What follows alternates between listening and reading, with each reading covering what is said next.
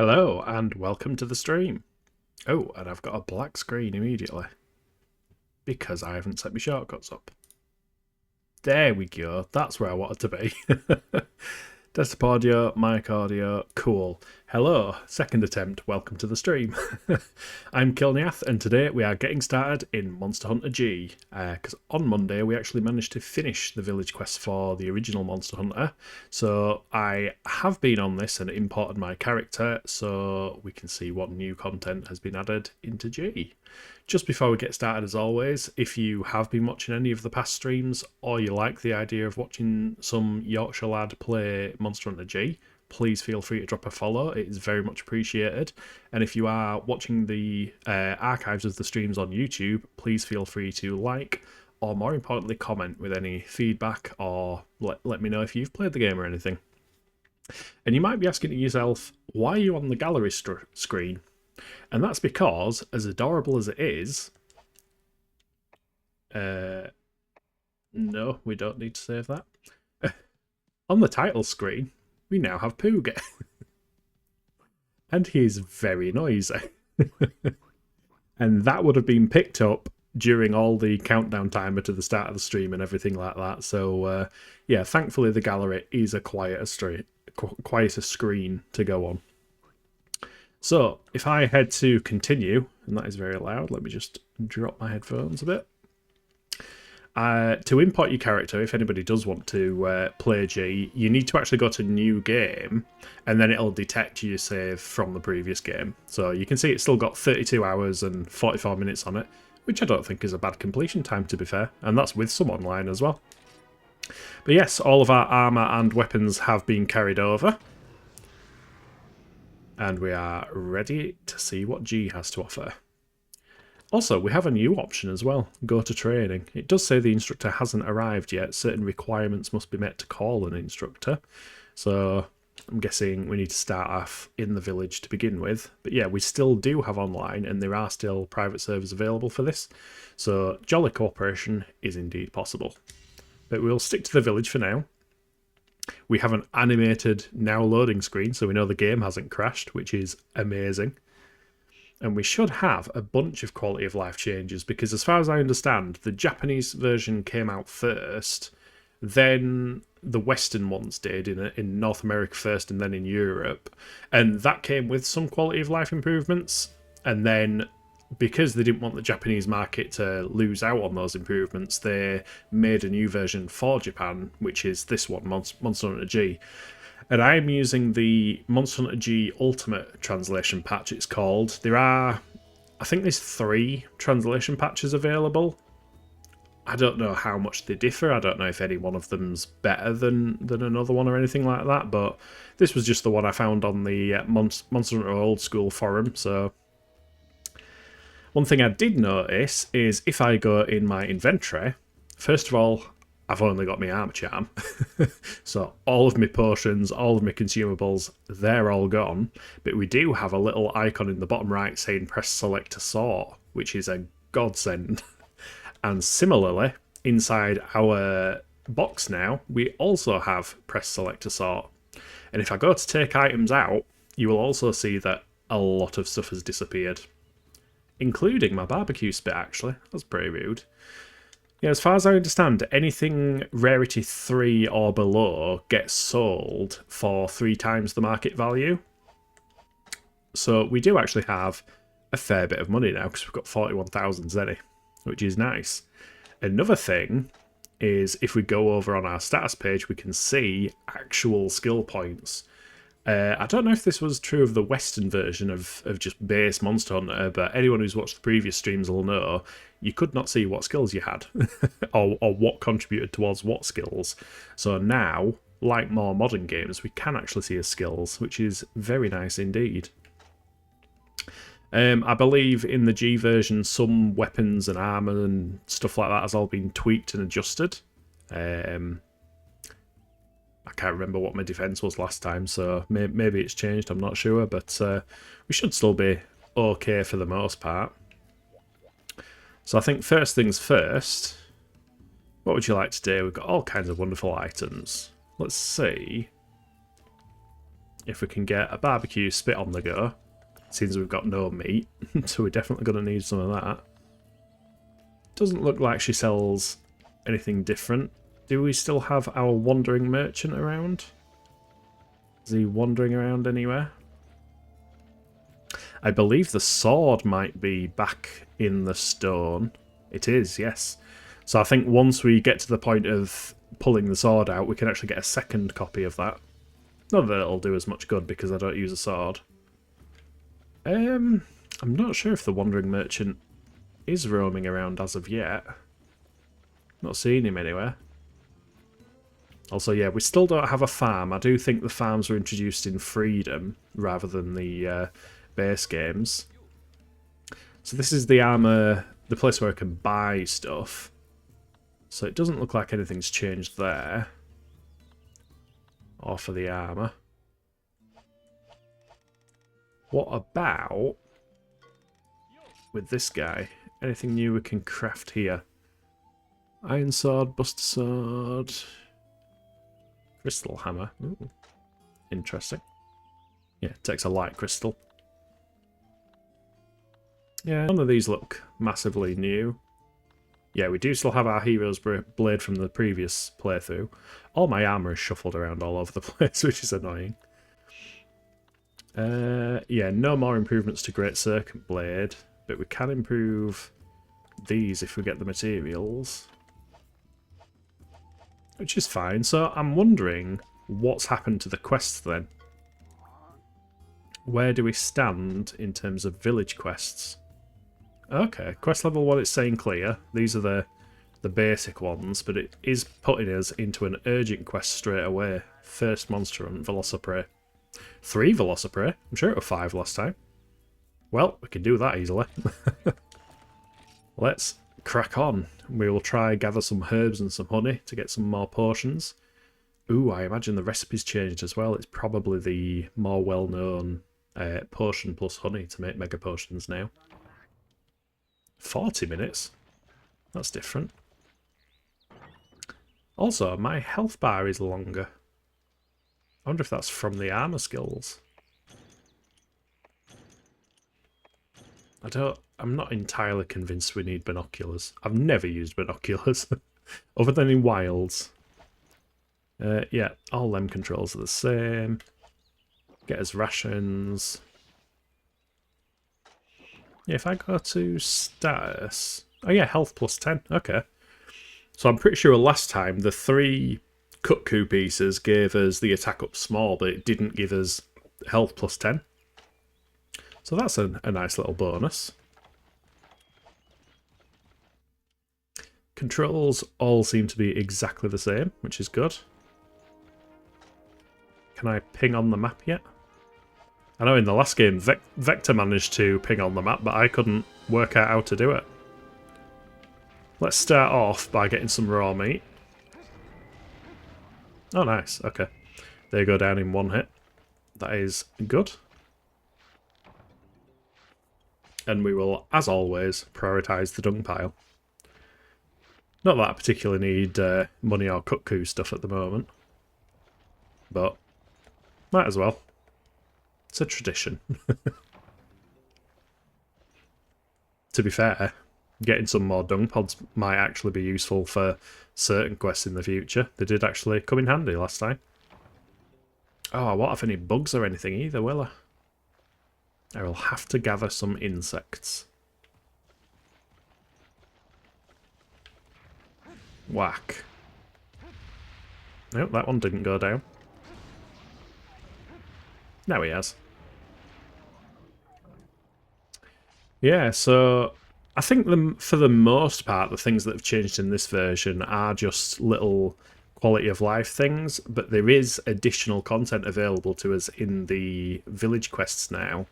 Because one thing I noticed and mentioned about the original Monster Hunter is that creatures like the Rathian, you don't actually fight as part of the village quests, which I thought was really odd.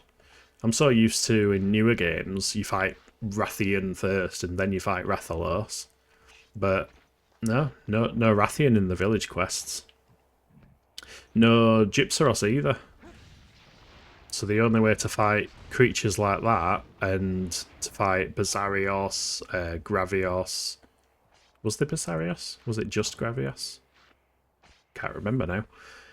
Kezu, for example. You know, the only way to fight creatures like that was by doing the online stuff. Which I can see the logic behind. You know, it's your first online game that they've created. They kind of want to push more people towards actually playing the game online. There we go. Can I keep it up? I normally can't. I don't know whether to watch for the texture change or the music. Texture change is the best way of doing it. But then I start trying to preempt it. I mean, we don't have any rare stakes. They could be useful.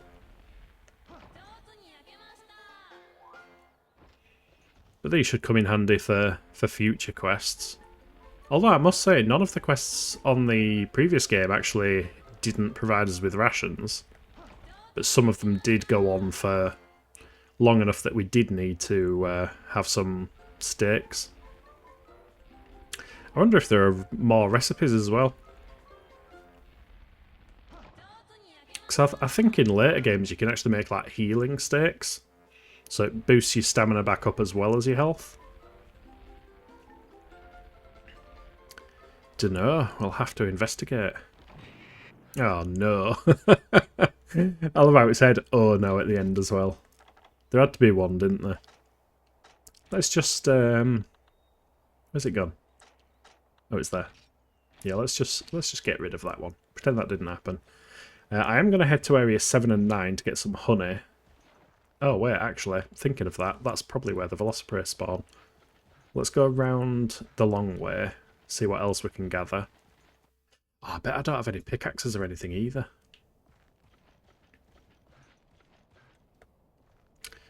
Yeah, one thing that happened yesterday that I hope doesn't happen again today is my internet dropped off halfway through the Xenoblade stream. So, I have gone into the Twitch settings and turned on the little disconnect prevention thingamajig where it's like it shows a screen for 90 seconds or so.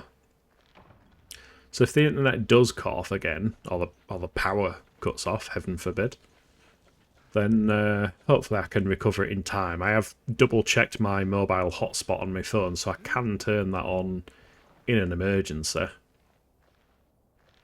I imagine it'll probably eat through my data. I've always found mobile contracts interesting. There's such an upsell on unlimited data and all that kind of stuff, and it's like, well, yeah, most of us are around Wi-Fi 95% of the time. Do we really need unlimited data on his phones? I just went for 1 gig. Also, I'm interested to see if they fixed the bug where you can endlessly try and hop off the edge of the cliffs.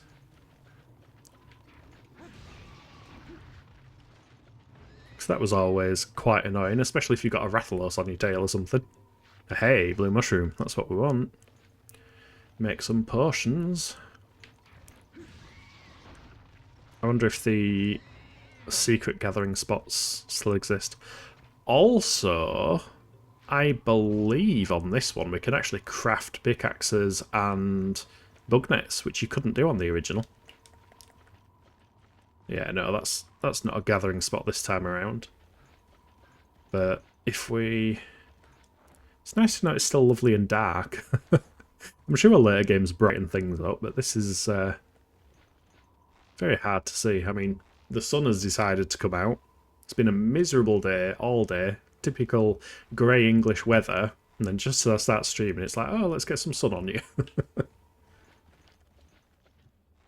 Weather is going to do what the weather is going to do.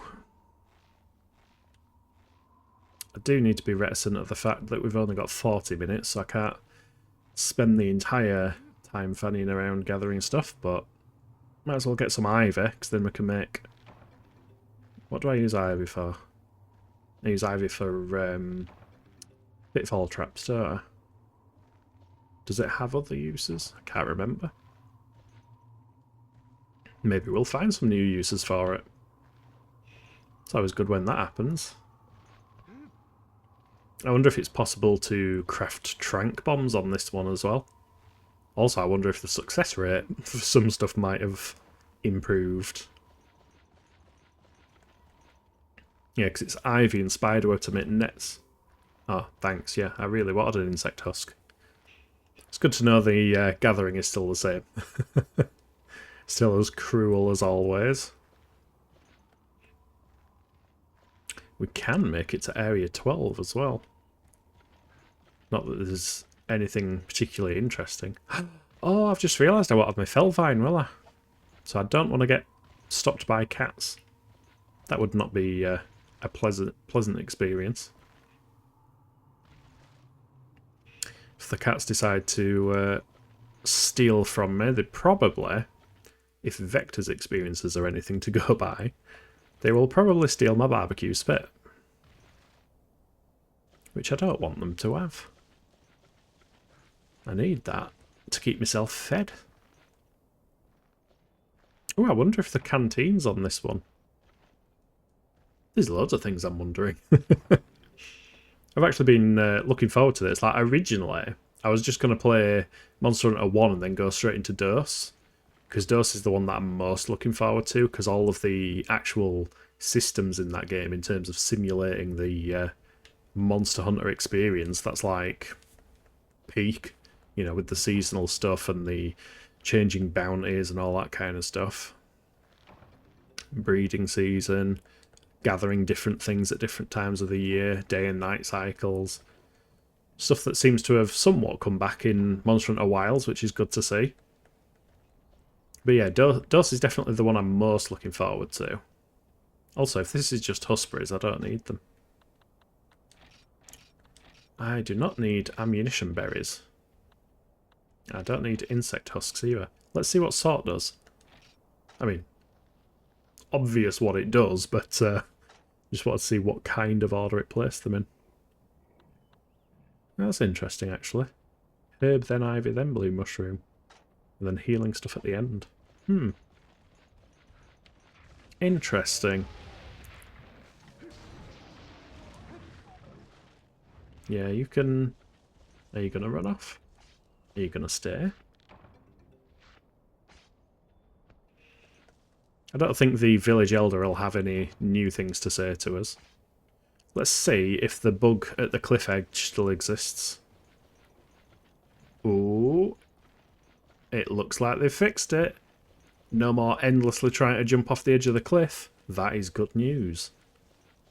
Hopefully they fix that everywhere.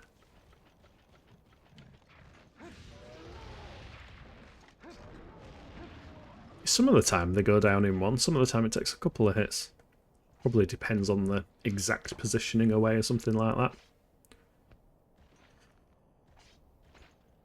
And my sword is actually glowing with green sharpness, which it is green sharpness, but I'm pretty sure last time it was glowing in yellow to indicate green sharpness. So that's cool. I wonder if there's higher sharpness as well. Oh, we don't need needleberry. This is normally the herb plant. We can get herbs. It was worthwhile gathering here after all. Yeah, if I grab these, grab the mushrooms over there. In fact, while I'm here, I'll check 9 just to see if the cats are there. Because if the cats are there, I'll enter 9 from 8 instead. Nice to see the camera still zoomed in. Keeping things consistent. Hey, there are no cats. Excellent.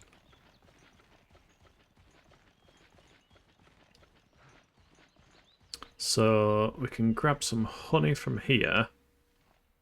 Head back to 3. I wonder if we even have the recipe for potion as of yet. Or whether it classes... Oh wow, cruel. Combine herb, blue mushroom, unknown, yeah. I'm going to save that till I've got my crafting books on me. Just because we know how cruel the previous game was with crafting success chances.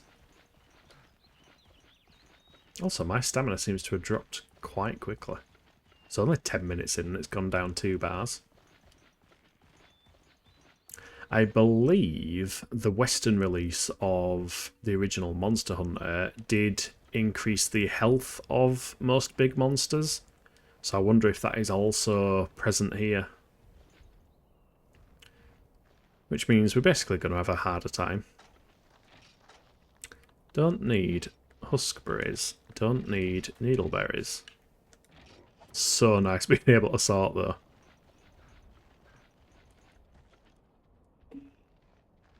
Yeah, I don't think we need anything from area 10, 11 or 12.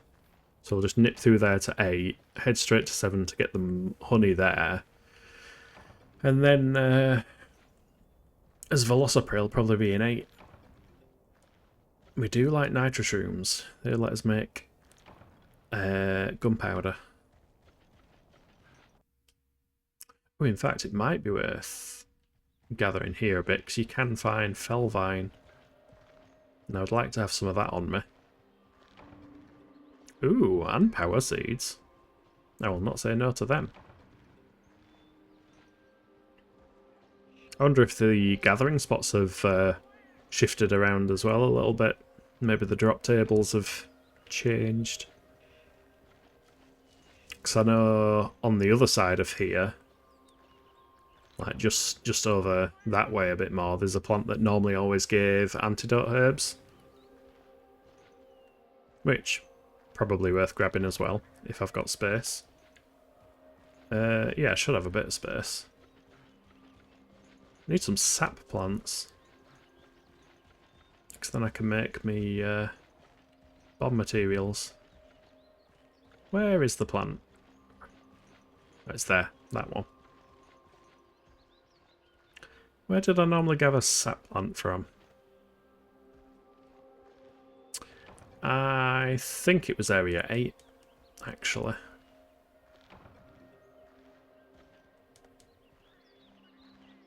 Yeah, because there's a spiderweb point in area 8, and I think up on the ledges there's a place where you can get ivy and sap plants. So we've still got a slot if we can find some sap plants. That would be nice. Oh, we still get his cutscene.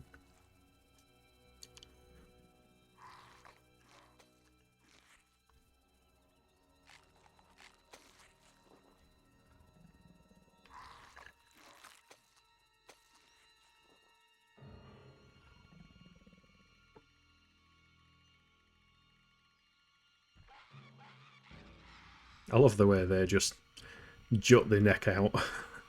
Looks so painful.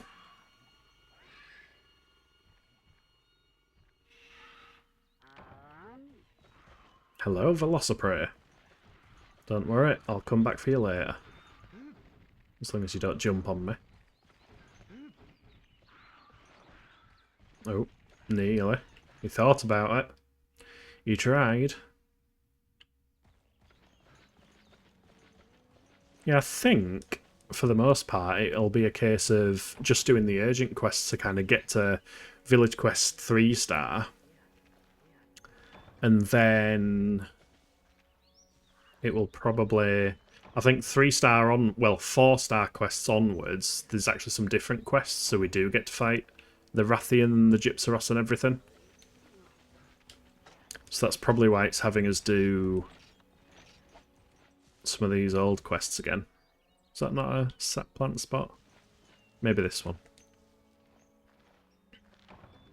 Oh, more herbs. Won't say no. I mean, to be fair, we could buy herbs, but... I don't know, I'm the kind of person who in every single game ever, I'd never buy healing items. Even in, like, Final Fantasy, I'll always scrounge up whatever potions I find. Just stick with them for the most part. There you are. Oh. We do still have some untranslated text. Is this where I can get some sap plant? Get more ivy. Oh, there's also the mushroom spot round the side as well. They're just killing one another. Oh. Gonna get interrupted. Rude.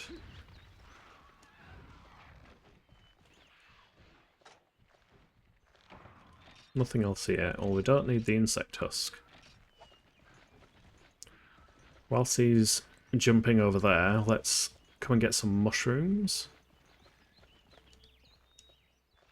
Because they are always handy. And then we should have some of us basic supplies all set, which will set us up for success in the future.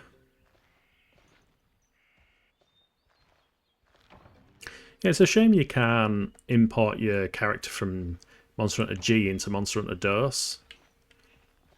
I mean, I guess that'd kind of change the early game experience, but I like games where there's like continuity, where it feels like your character has kind of like travelled to a new location or something like that.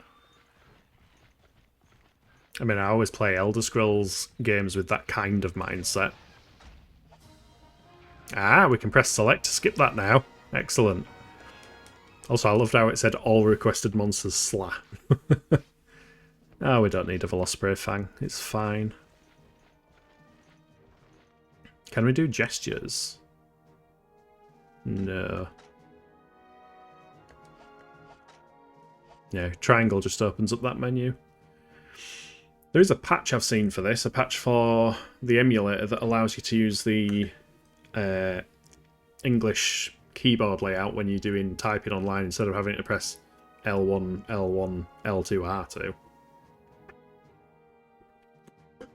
It's one of those .pnatch file thingamajigs, which I think you just load into PCSX2.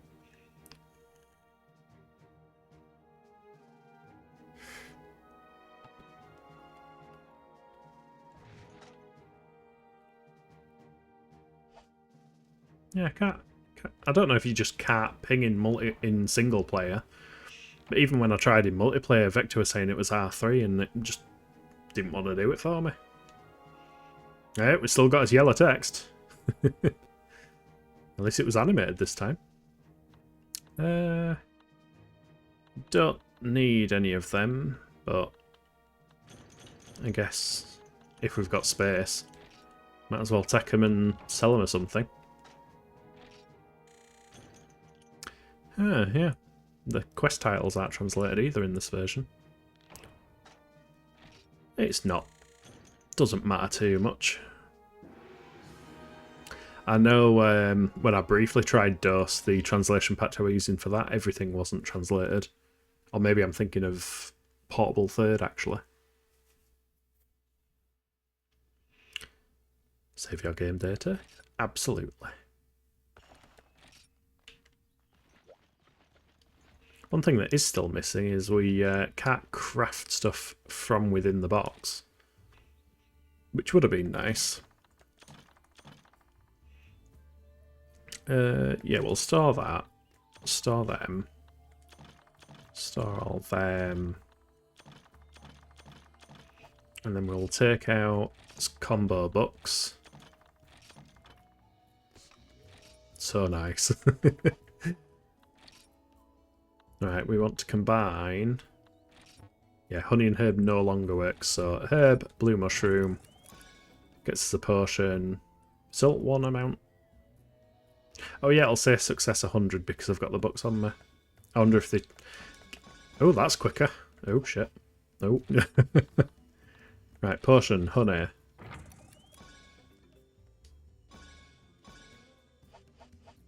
So I wonder, under reference and combo lists, so the base success rate is 95 and 90. Is that the same as before? I think it is. So stick them back in. Might as well stick the herbs in. So we've got a few potions and stakes now. Basic survival supplies. The fact there's no doorway there says to me that there isn't a kitchen in the village in this one still. That dude's new. No, not you. Yeah, that's the... I mean, he's new in terms of he's appeared in the village now. I wonder if the Wandering Merchant has. He has. Aha. Also, Poogie has a Monster Hunter G outfit with a little G on it. So, what did I want to buy from him? Well, I wanted to see... Oh, I don't have much of anything, actually. Probably because of where we are right now. It thinks we're on 2-star quests. I could probably buy the monster books, but... Hello, Pooga. Oh, I didn't realise it was that instant. Let's see if we can do this.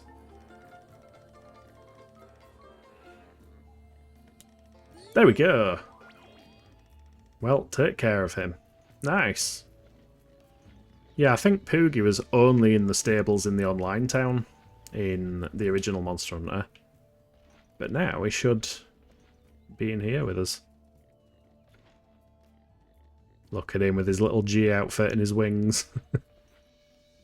That's probably where the leotard outfit came from in later games. Right, so if we talk to you... Yeah, we've now got quest level 2-star.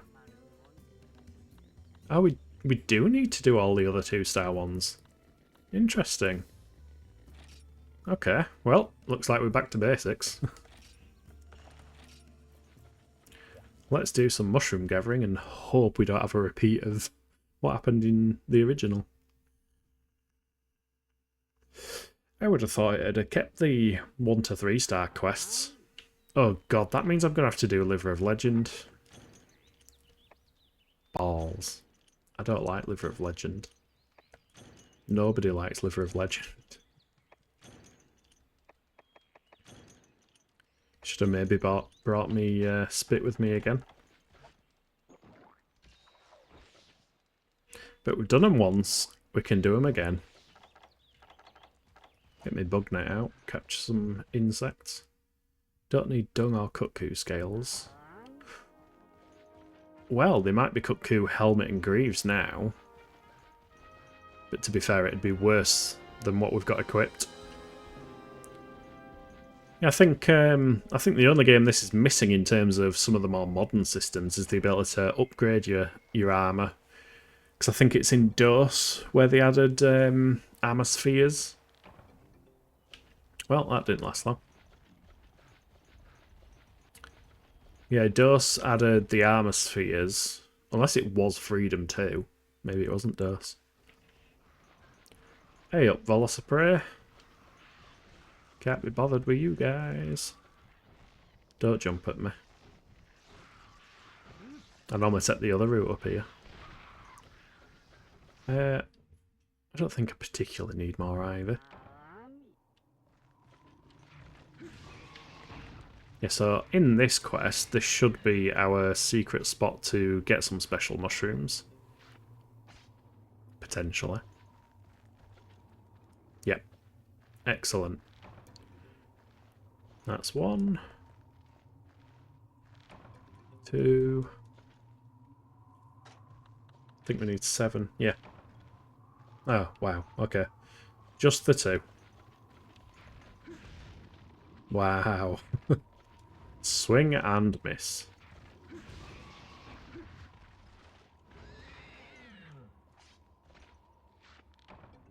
There we go, I've got 3. We should be okay, he says. Hopefully. You can't gather anything there. Can't gather anything at these bushes, so let's just go up and mine. The pickaxe is probably not going to last long enough to mine in Area 5. Although we could get some bones from Area 5. See if we can craft our own pickaxes. Become self-sufficient. Oh, in fact, I do have some small bones as quest rewards, don't I? Should be bone and iron for pickaxes, and then bone and net for bug nets. And if you use crappy bones, that's what dictates the quality. Whether it's an old pickaxe or just a pickaxe. And I think Macalite ore will get us mega pickaxes if we're lucky. Depends how lucky we are.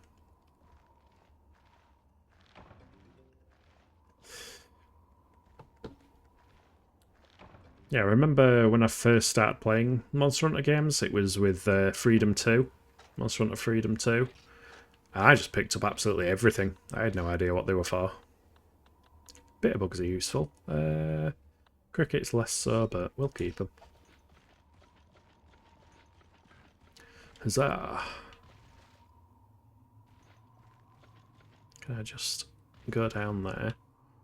Thank you. Don't need disc stones. Again, don't need... Oh, thanks. Well, we got a stone.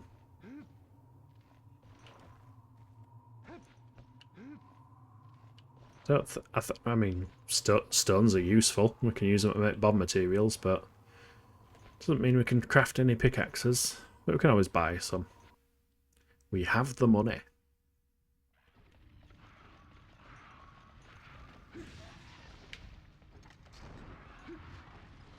So I wonder, in Japan, if the game took off in popularity from the first game, or whether it was more after the release of this one, when it became more popular.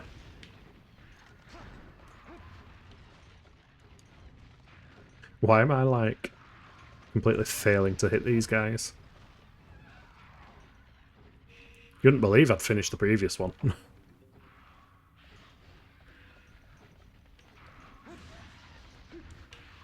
Just can't hit Velocipede.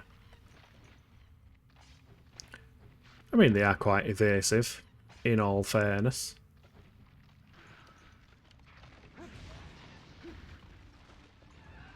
Can you guys, like, clear out?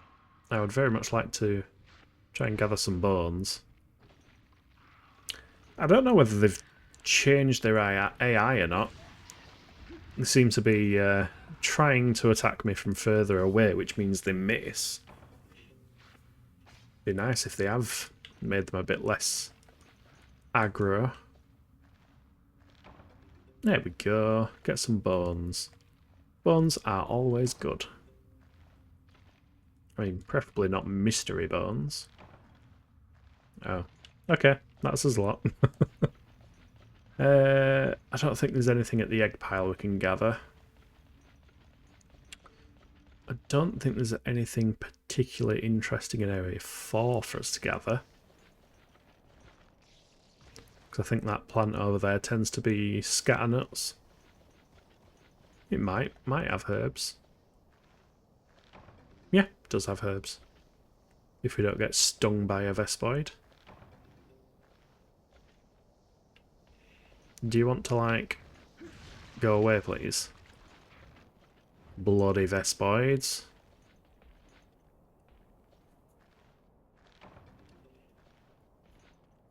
Yeah, the Monster Hunter Freedom, the original Monster Hunter Freedom, I believe, was pretty much based on this release of the game. Obviously that came with things like the farm and Feline Kitchen. First edition of the Feline Kitchen. Oh my god. Thank you.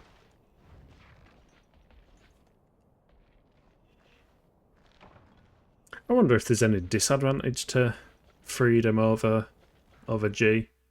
I mean, G has the benefit of having the servers. How many herbs have we got? 6. Let's get some more.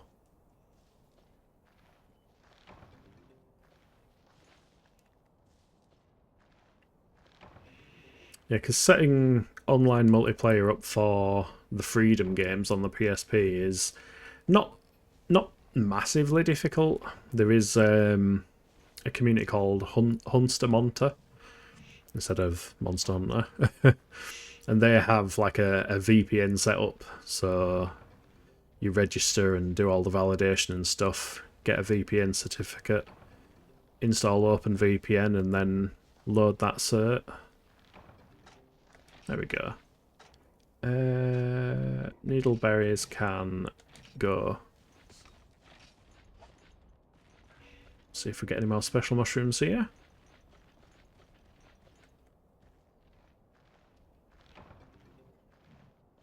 Nitroshrooms I won't complain about. Always like nitroshrooms. There we go. That's 4 out of 7. And that's a lot. The game is as cruel as ever. See if we can get some more power seeds.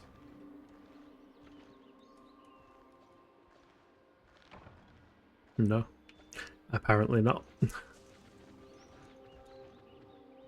What about here? Can we have special mushrooms? 5.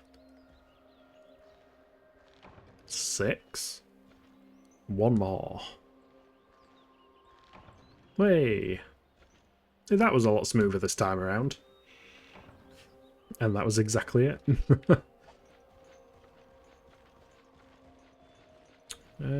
Let's whack these guys just because we can. Might get more special mushrooms to sell, or some raw meat.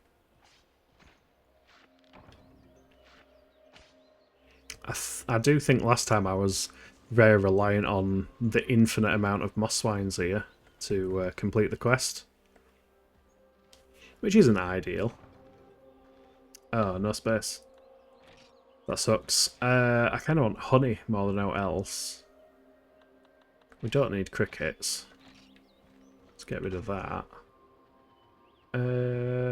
Everything else we'll keep. Right, let's check out... We'll go 7, then 9. Grab some honey. And then we should be good to go. Oh, hey up, Bullfanger. I feel like I haven't seen them for a while. Mainly because they show up in the volcano on in the town quests on the first game. Thank you, Sun, for making it very difficult to see these dark corners.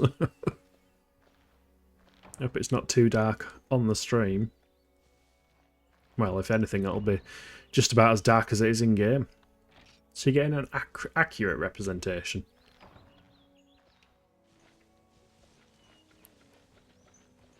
Wait, what? I'm sure I just saw like another beehive thing. It was an illusion. Wishful thinking.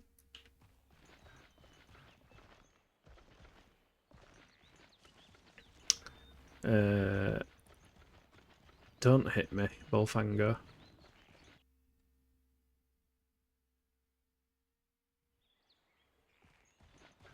Yeah, there are cats here now that have seen us. So let's get up on a safe ledge before we get yoinked.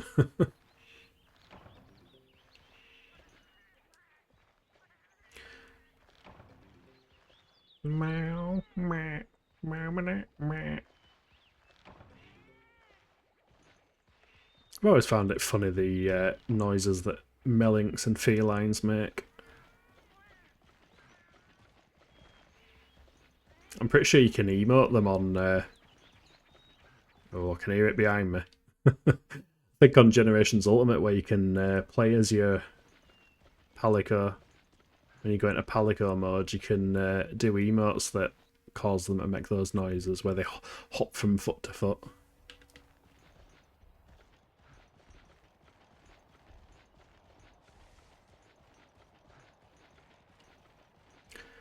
Right, that is another quest down. Da, da, da, da. All requested items delve. Yeah, this translation might be a little bit rougher. But it can't be easy doing translation patches for PS2 games, especially when the character lengths are all different and such.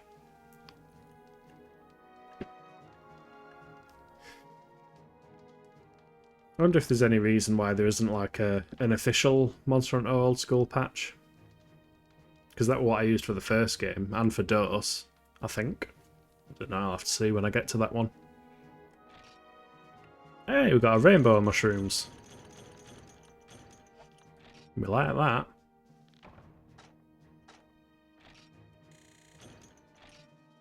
Pennies. Paying us absolutely pennies again. It's alright, it's not like we need the money. I don't know why the colours are so weird on the loading screen. Like, why did they change the colours from the first game? Everything looks a bit yellowed. Right, store that. Oh yeah, if I sort stuff, it's gonna ruin my order of actual things. Also, can we arrange... I mean, we can sort them, but we can't arrange stuff in his inventory. We'll store paintballs for now. Keep them out. Everything else can be stored. And then we will take them out. We're full on herbs, that's fine. Don't have any more blue mushrooms, don't have any more honey. Okay, combine. Herb, blue mushroom, honey and potion.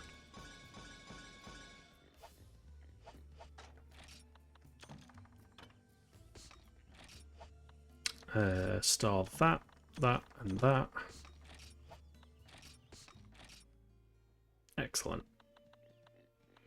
Yeah, I don't know whether it's worth just selling some of these tickets because, I mean, not necessarily the commendation or hunter citation, but these two in particular, I think they're only used for like certain weapons if you want to craft those weapons.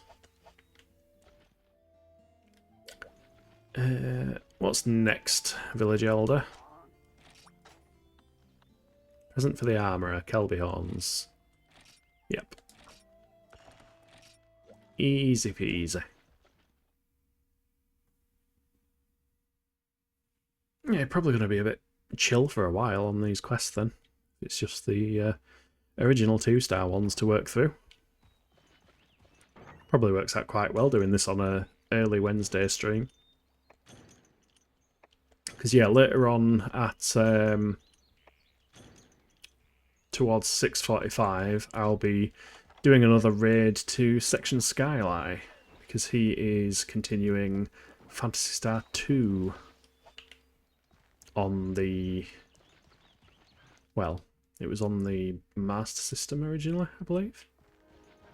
Obviously it's the Sega Ages collection version, which nobody can buy anymore because Sega decided... oh. Hello, Rock. No, Sega didn't decide Hello, Rock, but they decided to delist their older games. Interesting how that rock doesn't show up on the map as a restricted area.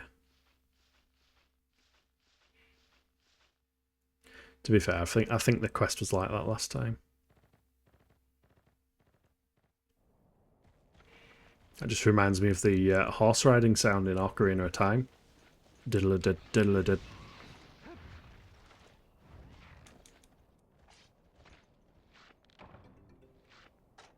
How many do we need? 5. I think what this quest is designed to teach you is about how you can get various materials from creatures. Because you sometimes get the Kelby horns, you sometimes get the hides. And if you're a newer player to the games, I'm pretty sure it unlocks the hunter's set of armour as well for you to craft. So then you realise, oh yeah, I need to keep fighting these creatures to get the drops for the piece of equipment that I want. I am working on writing a review for the original Monster Hunter, which is the first time I've ever wrote a script in my life. Kind of putting my thoughts down while they're still fresh, and then figuring out some basic video editing to see about putting it into a review video. Although I'm dreading the rendering process, because when the stream decided to cut out yesterday, I thought, oh yeah, I'll just splice it together in Caden Live. Put the two clips together. Maybe add a bit of text in the middle saying, "Oops, internet died." Managed to do all that. Click project, click render. Yeah, it said it was going to take a while. So I left it running. Told my computer to shut down at 1 o'clock in the morning. Came back, turned it on this morning to have a look, and at exactly 1 o'clock in the morning was when the file was last changed, which basically means it didn't finish. And it was 10 gigabytes, which it takes long enough for me to upload the normal 3-hour streams to YouTube. A 3-hour video that is 10 gigabytes in size is probably going to take a lot longer to upload. So, yeah, I don't know how it'll go in terms of this review, because if I do the script and record some audio, figure out the best way of recording audio, I might just keep it simple and use Audacity or something. If that ends up being an hour-long video that then needs rendering and becomes huge in file size, especially if I'm using clips from my previous streams and splicing them all together and such, that could, yeah, could end up quite large. I don't know if it's a Caden Live thing, or maybe if I try something like DaVinci Resolve, maybe that'll make life easier. Maybe they're not as big file size wise. Or maybe I just need to set it to be 30 FPS, or heaven forbid 25. I don't know if it'll visually make any difference. Like I say, it's all new to me. It's all a learning experience. Every day's a school day. How many horns do we have now? 6. Huh. We've done as quest. Let's do as honey run then. Oh wait, and mushrooms. We do need blue mushrooms. Because I think we've got 10 megas now. Oh no, 8 megas. We need all of the supplies. All the basic supplies.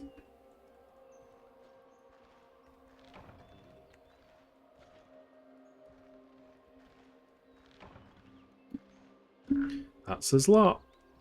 That's all she wrote.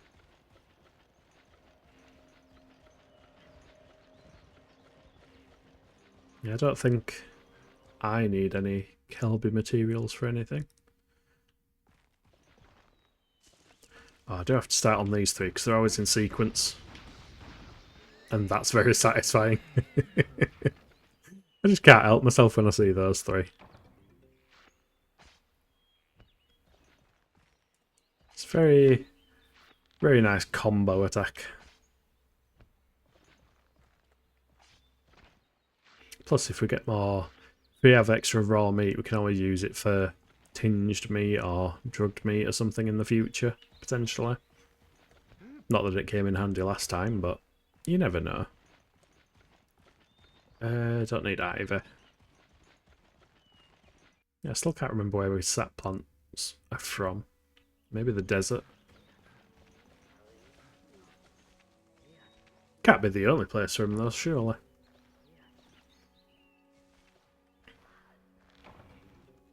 Well, we've got us, should be able to get us megas maxed out. Don't need that.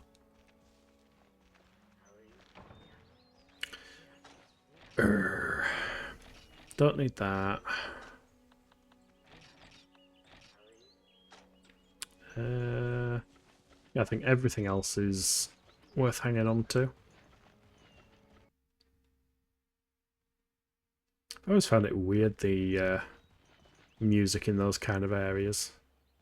Kind of has Resident Evil vibes, like the safe rooms or something. Maybe it was the same composer. That'd be something interesting to look into. Cats are here again.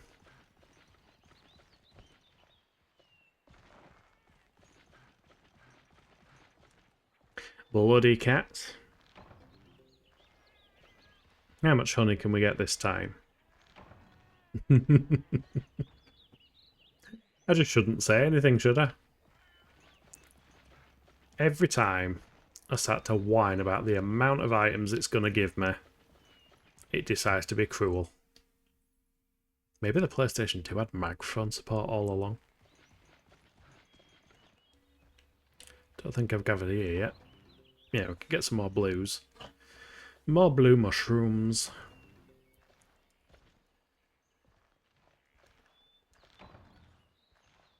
And there's naught else.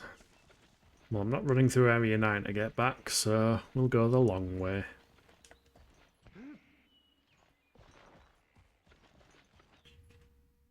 So I wonder what classes as requirements for village quests in this one. Because obviously last time it was just a case of beating Monoblos kind of means that you've finished the game. At least the offline portion of the game. In terms of this one, I don't know whether Fatalis or any of the other more scary monsters appear.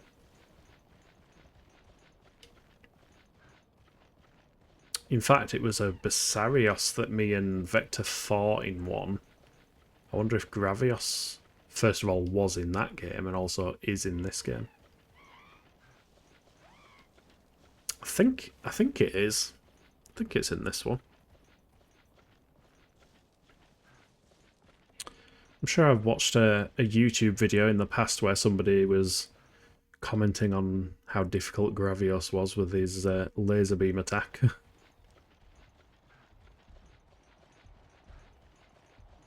Just blasting you from across the map. Nope. Nearly out of stamina.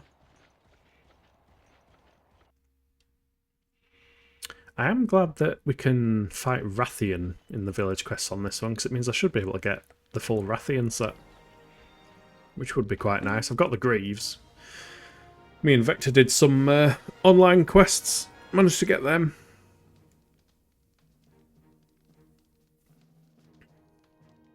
Doom, doom, doom, doom, doom, doom, doom, doom.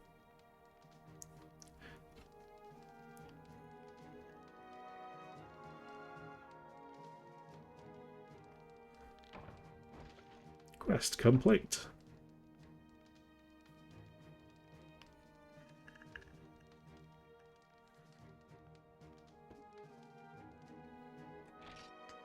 Oh wow, how generous. Those were not very good quest rewards. I wonder if we actually get to go to different locales as well, because the volcano and swamp, pretty sure on the previous game they were just online locations. Whereas we might actually get to do them as part of the village quests on this one.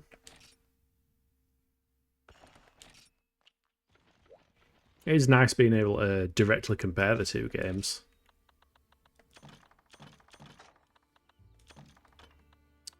We'll keep them out. Take item. That.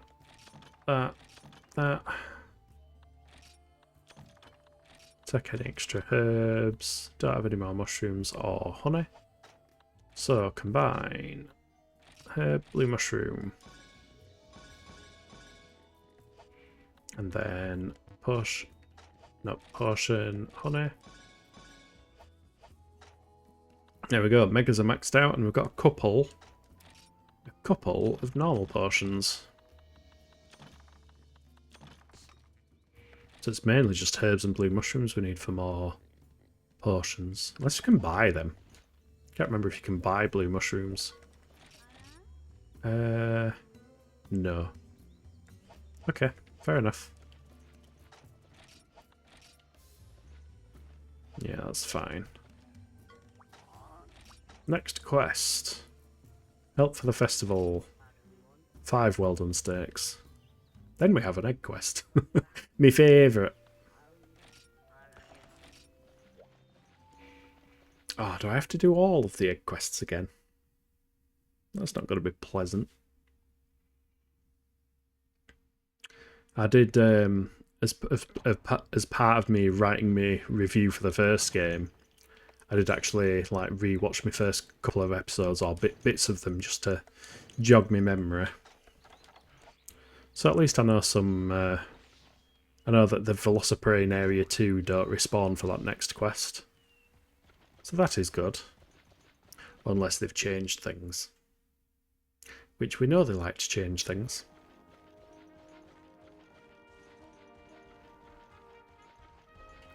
Da, da, da, da, da, da. He's already dead. Don't need to keep swinging. I don't need your bones. I need your meat. I need to stop saying anything, don't I? Every single time I complain.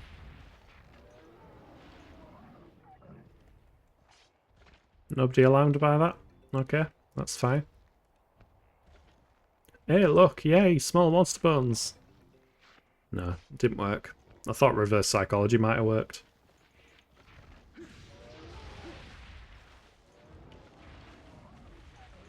I'm sorry, but I need to do it. Also, he's not dead. Now he is.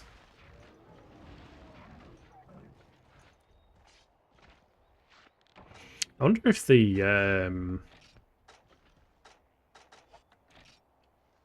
no, the sharpness hasn't changed. I was just wondering if the actual sharpness values have been adjusted to changed. I mean, they might have done for some weapons, just not the ones I'm using.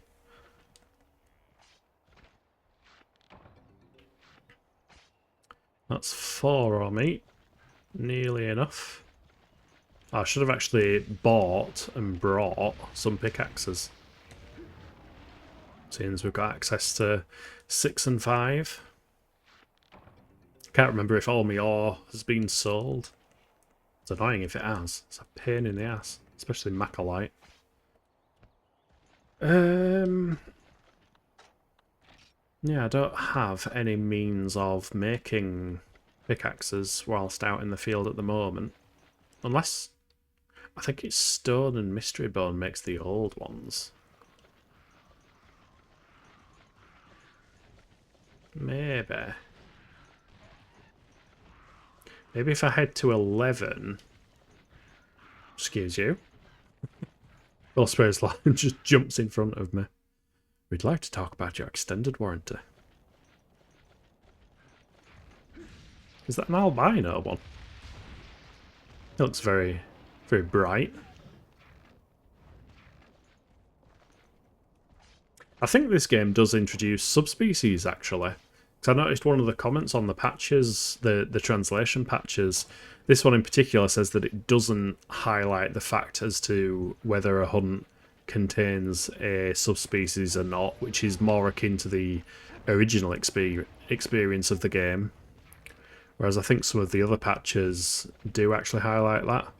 So if you are wanting, like, I don't know if there's such a thing as a blue Yayankutku or a green Plesioth.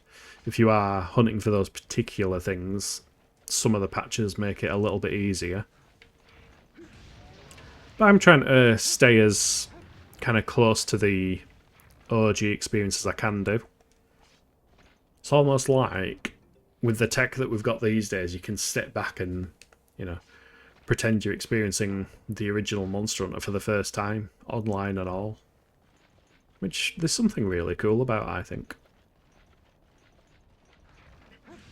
I'm so glad that we've got people reverse engineering servers and keeping these old games alive. Same goes for, like, Phantasy Star as well. Oh, raw meat is maxed. Well, we'll carve again just in case it's got a bone. Nah, okay. Well, we can safely try and cook. But yeah, it's funny because when I was researching Monster Hunter 1 and G by extension, it said that the original server shut down because the hosting company decided to leave the PS2 game hosting market. I don't know who that hosting company was. Bollocks. Because I don't think it said on the article. Well, on Wikipedia. Might look further into that. But it's interesting because you'd think the server software itself would have been developed by Capcom and they could have just stuck it on another server. In which case, their response would have been that the, you know, we as Capcom don't want to host the game anymore, which is what everybody else does when they take stuff offline. But no, it specifically said the hosting company was moving out of hosting online for PS2 games. So unless it was outsourced to this hosting company. In which case I wonder how projects like the fan servers were created. I mean, it's probably balls. It was probably done by reverse engineering, like most things. I wish I could get into that myself. Because for my day-to-day, I'm a Node.js developer, so building websites, web applications, mobile apps, that kind of thing. I do the front end and the back end. So provided I knew what API calls and requests and such it was making, it probably would be possible to change the URL that a game communicates on, and then write a backend. Balls. That was like a fraction of a second too long. This is what happens when you try to talk. There we go. Right, how are we looking? 2 rare, 1 burnt, 10 well done. Oh, some of which is probably my personal supply. You're welcome, village elder. Enjoy my personal supply of well done steaks.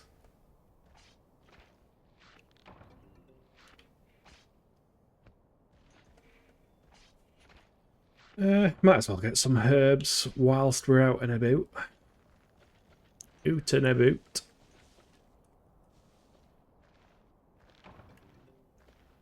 Might as well gather some mushrooms and other bits as well.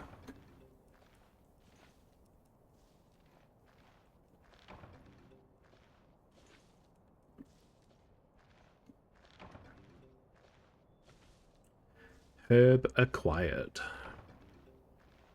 I wonder if these are the same herbs in the Resident Evil universe. Turns out there's just this generic herb healing plant in the connected universe between Monster Hunter and Resident Evil. Maybe the Monster Hunter games are actually like post-apocalyptic games after humanity has fallen to the viruses. The Umbrella Corporation destroys the world, and this is what we're left with. Verdant natural land, filled with monsters, and the last remnants of humanity. I mean, they did a crossover quest with Rezi in Monster Hunter World. They might do more in Wilds, who knows? I think they said they were planning on doing a crossover quest for Title Update 2. Would be, you know, if it's...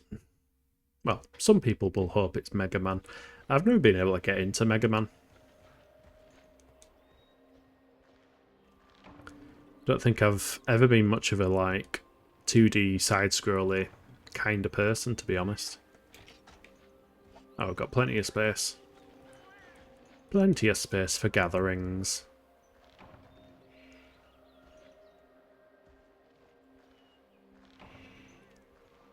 Saying that though, I did watch The Thictress yesterday. They were on in stream chat yesterday, and I watched a bit of their stream. They were playing what's it called? Is it Blasphemy or something? It's the game where the guy's got like a big pointy head thing, cone head kind of looking thing, and that looked to be like some kind of Souls-like 2D Metroidvania mashup, which I've never actually looked at that game, but it does seem quite interesting. But it reminded me that I've still yet to finish Symphony of the Night and, by extension, Bloodstained Ritual of the Night, which I do enjoy those games. I just kind of fell off them. So they might be added to the list at some point in the future. What I'm thinking of doing, when I've got the Discord properly set up... Oh. There we go. That will never not be satisfying. Yeah, when I've got the Discord properly set up, I mean, I think it's practically set up. It's not like it takes a lot of work. I'm just trying to understand the permissions and roles and all that kind of stuff, and if possible, how to get a custom URL. Because it seems like the only way to do it is by boosting a server 14 times, which works out to be like 30 something quid a month, which is damn expensive for a URL. Speaking of, I wonder if I can just set up a simple URL forwarder or something. I mean, it'd break every 7 days, but if I set it to like killneath.com/discord, told it to redirect to whatever the current URL is. I'll have to check the terms of service, actually. That's quite a good idea if I do say so myself. As long as Discord doesn't like you doing stuff like that. But yeah, once I've got that set up, I might post polls up on Discord for what people would like to see. Because obviously I've got Monster Hunter Monday, Wednesday and Fridays, and that's kind of for the foreseeable. Because I do want to work through them all. I would very much like to, you know, tick them off my bucket list in terms of, yes, I've played and completed every single Monster Hunter game. That's something I do want on my resume. But in terms of the Tuesday, Thursday games, I mean, I might shuffle days around as well. I don't know. All still early days. But yeah, Tuesday, Thursday's Xenoblade at the moment. And I have promised Vector, who is very, very, very, very keen for me to play Xenogears. And it kind of naturally makes sense off the back of that, then move into Xenosaga, which I do particularly want to play. I did play a bit of Xenosaga 1. Der Wille zur Macht, or whatever it's called. German subtitle. Did play a bit of that and enjoyed it. Again, it's just something I dropped off. But hey, I can't drop off games anymore because I've got you guys holding me to account. Anybody watching. Means I have to finish the games. And it's working so far. All requested items delve. I'm doing a hunter flex in real life, doing me.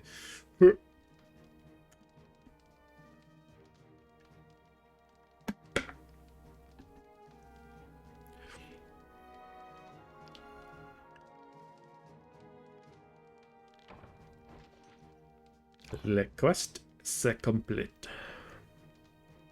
I won't try that again. I apologise to anybody French who's watching. I did French at high school.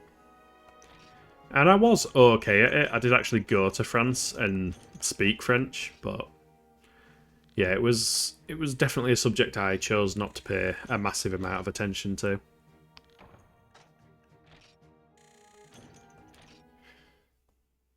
I wish you learned Japanese in English schools. I mean, you might do nowadays. Last time I went to an English school, they were teaching kids coding. Which they didn't do back in my day. You go to IT lessons, it's just, this is how to use Word. And PowerPoint and Excel.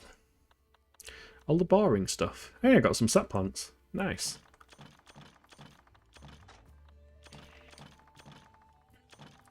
Yeah, it's always bothered me that IT is just associated with how to use office suites. It's not even Office suites in general, it's literally just Microsoft Office. There are better options than Microsoft Office. Office. I mean, by virtue of it being free, LibreOffice is a good alternative. I do particularly like the Apple Office suite as well. It's quite nicely presented. We don't need any more megas, so I love the fact that my box is able to be sorted. Oh, fucking hell. I've still got 52 screamers. That's good. Ooh. Stone, stone. Ah, I've still got my iron ore. Ooh, in that case, what I should be able to do, I'll take out like 5 iron ore and, is it small bones? Take out my crafting box. That and that. No? Okay. What about mediums? Oh wait, no, it's the one just called Bone, isn't it? Do I have just Bone? Ah, okay. No, I don't. What if I take them out? Take my singular stone out. Mystery Bone and Iron Ore won't. No. But Mystery Bone and Stone? No. I'm sure you can make pickaxes on this one. Maybe I do need just the generic bone.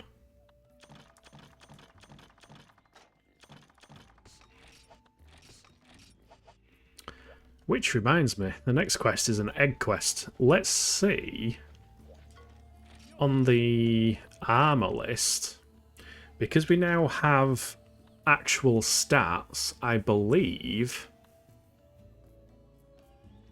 Yeah, that shows what skills we'll have should we equip it. But if we look at these, gathering +5, nice, we've got the gathering skill set. Alchemy. I think alchemy is like crafting chance. Psychic vision is tracking things. Guard, health, defense. Steal, no effect. Okay, that probably stops Melinx's stealing from you. Oh wait, is that what? Hunger +2? Yeah, I think... Or is it negative where it's bad? Vector has an armor set that makes him very hungry. Wide control, or wide center. Wide rec. Fate -1. Yeah, I don't know what some of these are.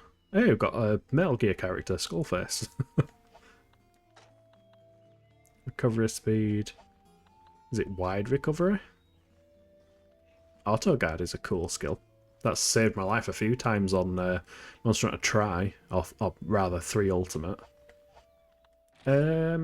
What I'm looking for is, I'm pretty sure they did add the backpacking skill in this, and I would very much like an armor set for egg quests if I can make one.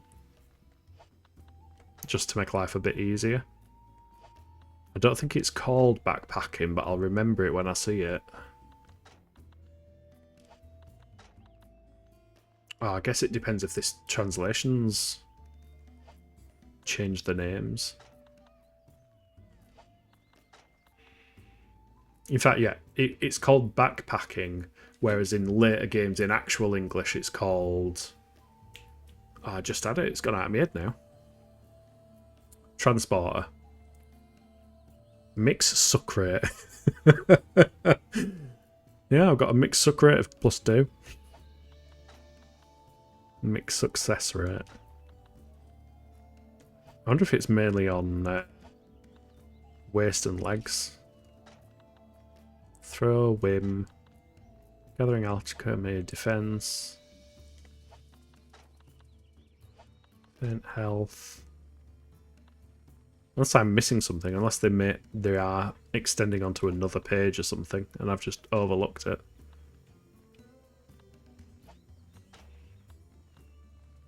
Load +3. No, it can't go onto another page because there's 2 there. Unless it wasn't added in G. Could have swore it was.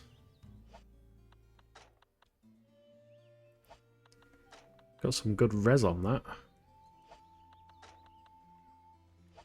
Wonder what worry is. Let's look at legs. It'd most likely be in legs. Defense. Torso ink. So those ones are interesting. That would increase the effectiveness of skills on the torso part. So if you've got like, I don't know if it doubles them or what, but say if you had +5 health on your torso and then you equip these blue pants, it might double it to +10 to unlock the skill. Are they any different? They're not any different.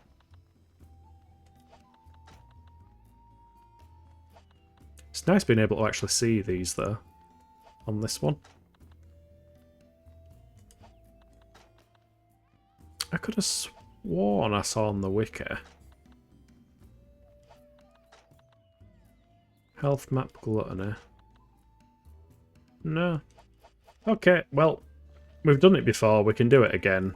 Let's do an egg quest without any backpacker skill. It's fine. Can't remember if I've done any egg quests on Monster Hunter 3 Ultimate. Don't know if it even has egg quests. If it does, I'm pretty sure I made the backpacker skill on that because you can do it via gems, which makes life a fair bit easier. Yeah, this is the one where it's going to force us to go up to the top to see Rathalos. Yeah, because Area 6 is blocked off. Well, the gap between 6 and 5. If there are Velociprey in Area 2, killing them should prevent them from respawning. Although on my video, Rathalos came down to bother me. Maybe that'll happen again. Maybe it won't. Who knows? Got 50 minutes for a single egg. Considering I did 3 eggs in half an hour, let's hope I don't just feel overconfident. Oh, there's more Velociprey here though, compared to the video I watched.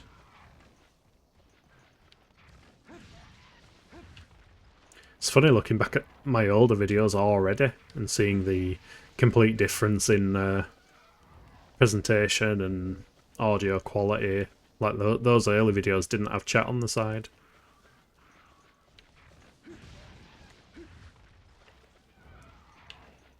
Yeah, so these guys shouldn't respawn. Unless they've changed stuff in G. Which I hope they haven't.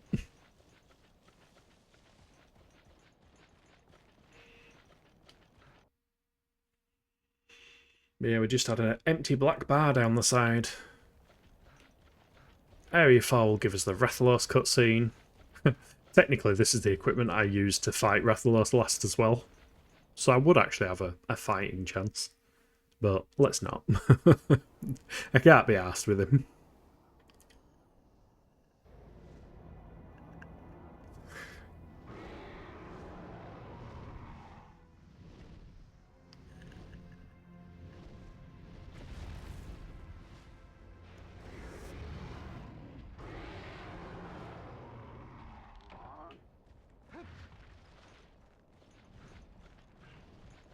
Are you going?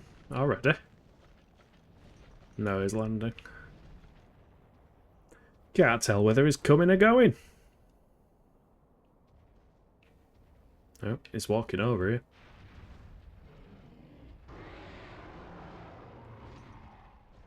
He knows I'm here.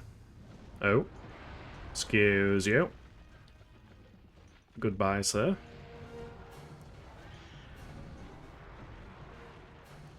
He's got very big wings. Oh, shit. That's not what you want to see when you turn around. Goodbye.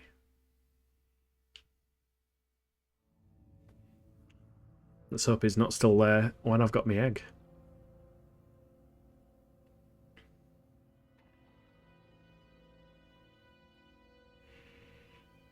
I love the fact that yesterday on the Xenoblade stream I was I had a quest to gather eggs on that.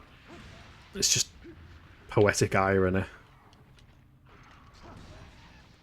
Cannot escape the egg. He can escape my sword though. Aye. Better.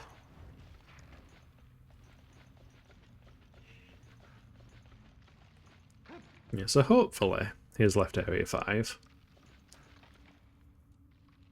Don't have any paintballs either, do I?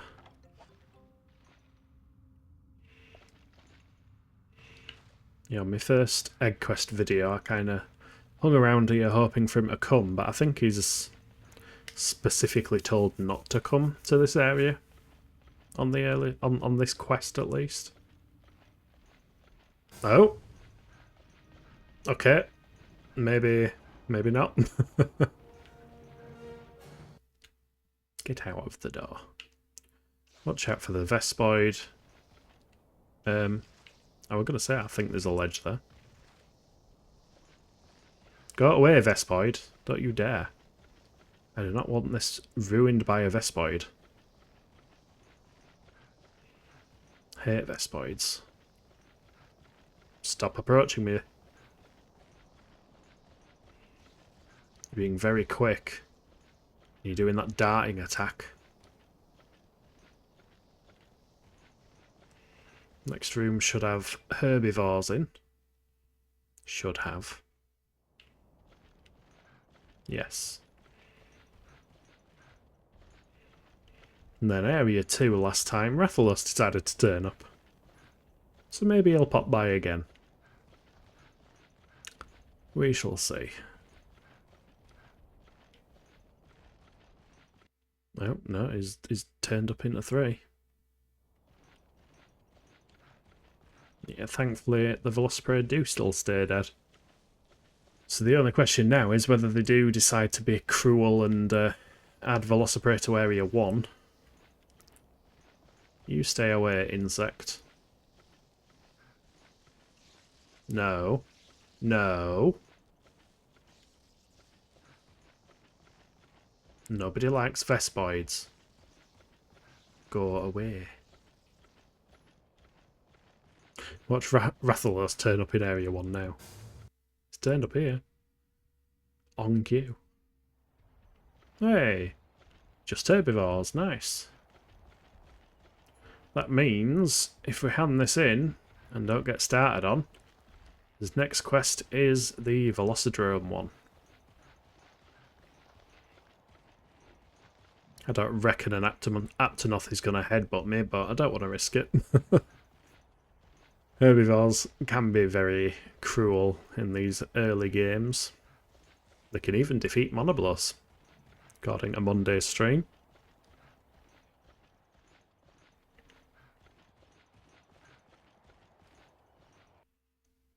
Here we go.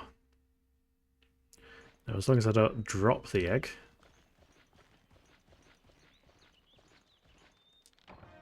There we go. Nice and easy. Egg delivering professionals.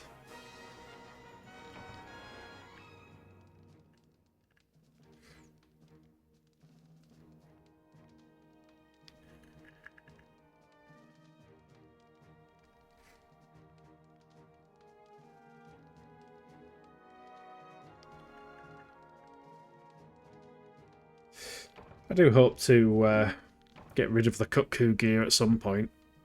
Feels like early game armour, but it's served me well. I kind of want to get the Rathian set. Hey, more sap plants. Always happy for more sap plants.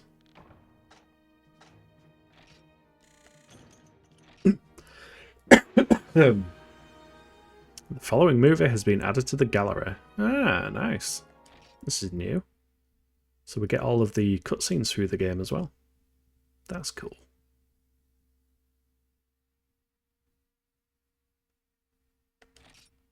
Save the game. Right, I am just going to nip to the loo, so I will be right back.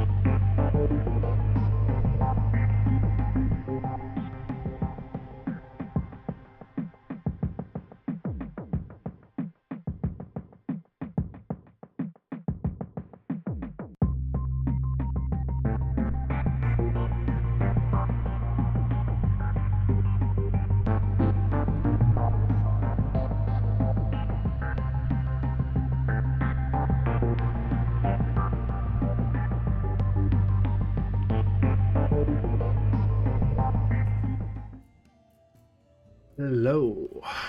Is everything correct? No. Done the wrong screen again. I forgot to set my hotkeys up. There we go. Now we're back. Yeah, I love the fact how I open my door and all of a sudden both my cat and dog are both sat there staring at me. Like, Daddy, why are you locking us out of the room so early? Right, let's get rid of all this stuff. Don't need any of that. And let's go and deal with a Velocidrome. It should take all of about 2 seconds. Urgent quest. Formidable Velocidrome. At least we know most of these quests that we're redoing.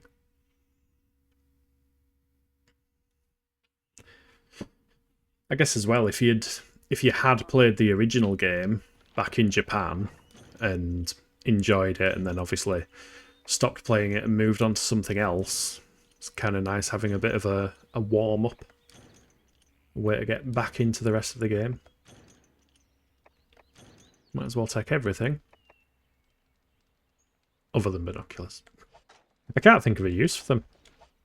I think there is something you can craft with binoculars, but I can't remember what. Might be something mainly for ranged weapons or something, perhaps. Can't remember. I've never really used ranged weapons in the older games. Where do we reckon Velocidrome will be? Saying that, might get some more blue mushrooms from here.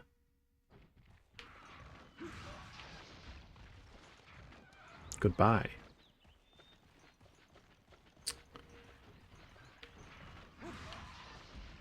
Goodbye again. I wonder if in this one is when they introduced the white Velocipray, which would later be used for the, what are they called? In Monster Hunter DOS. Or at least Freedom 2. Gear Prey, is it? I think they call Gear Prey. Or Gaia Prey. Gear Gaia. Something like that. We don't need scatter nuts.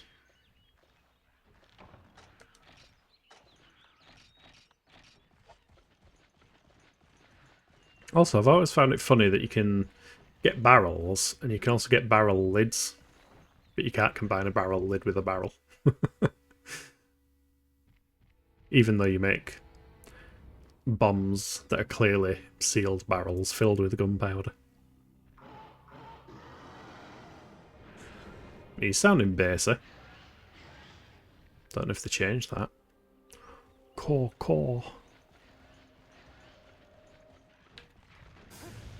Oh, you little prick. Get whacked.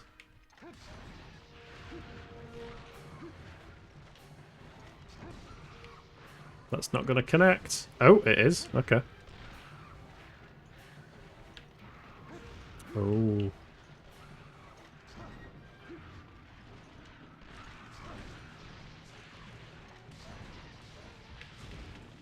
I'm just going to keep swinging at this point. Because he's in a bush. Nope, it's out of the bush. Whack. There we go. Job's a good one. I'm so glad we could skip the cutscene. Skip the cutscene. I'm not glad that you guys are hopping on me. Goodbye.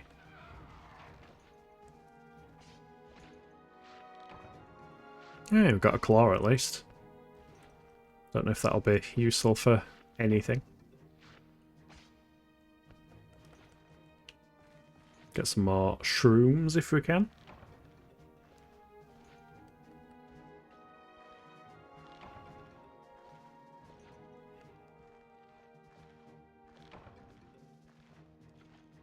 So in terms of like reasons to play Monster Hunter 1 over Monster Hunter G, The main reason I did is I was interested in experiencing the original. But I do think on the Monster Hunter Old School servers there are more people playing 1 than there are G. Which is interesting. I wonder why that is. Maybe it's, again, the novelty of playing the very first game in the series or something like that.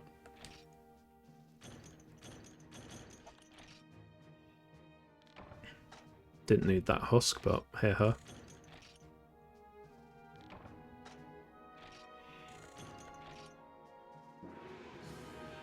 Hey, we've got a monster log on this one. Ooh, does that mean we get crowns as well? Shepherd. Commander Shepherd. I mean, I'm not planning on, you know, crown hunting in these games or anything. That doesn't sound like a productive use of time. I mean, again, with this one, it'll probably just be a case of doing the village quests, and then if anybody did want to play multiplayer, then happily return to some of them. Alright, let's take out our 4 herbs and his crafting books. And then we can get all of our potions topped off.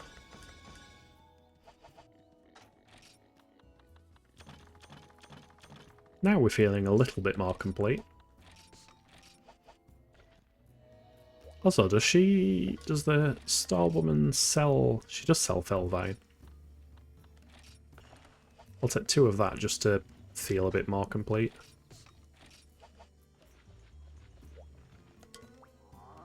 We are starting to look the part. Now we've got the 3-star quests. Look that. I don't want to do Liver of Legend yet. Yeah, we'll do that. Before I do Liver of Legend, I need to make a load of gunpowder. Make a load of sonic bombs. I'm not going into that quest unprepared. Because it is an RNG nightmare. Absolute RNG nightmare. To be fair, it's good that I'm doing these quests as well, considering I'm writing the review. It's reminding me of the quests. Because so far, other than little quality of life changes, the rest of the game is pretty much the same. So it's Velociprey we need to kill. There may be some in 8. We can get some mushrooms in 8. We like 8. 8 is a good area. Nope, okay. Oh no, there is.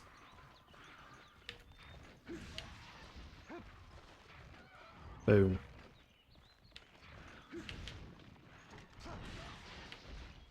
Ah.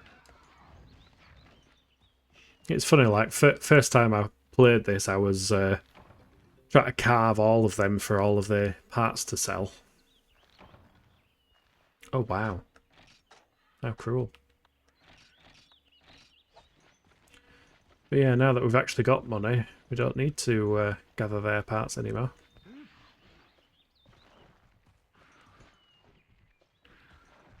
Oh, nearly. How did that miss? Goodbye. How many was it? 10. Fair enough. Isn't this one of those quests where it doesn't spawn enough enemies until you go back to an area that didn't have them? Or is that just later ones I'm remembering? There's so many things where if the developers can do something to fuck over the player, they will do.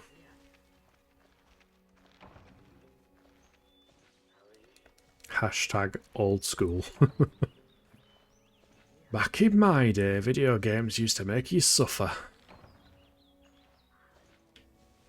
I was never a fan of suffering in video games.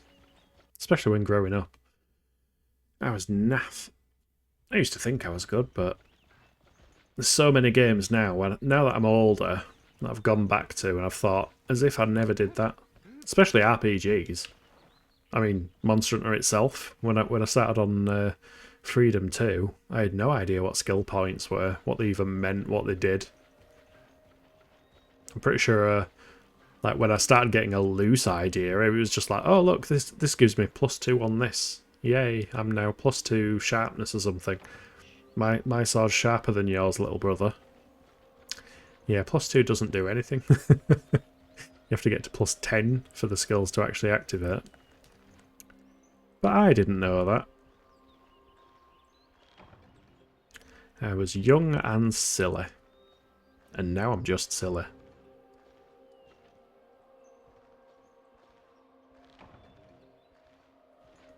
What other games have I revisited in the past and realised stuff on? Probably most of them, to be fair.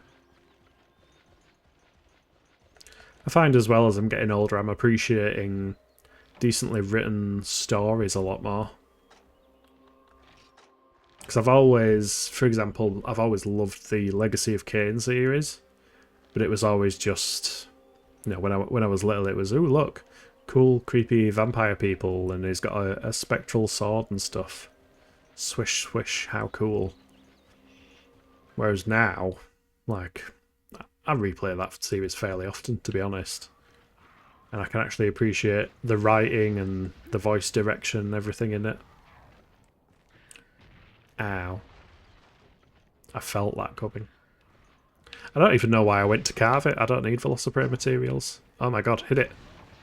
Thank you.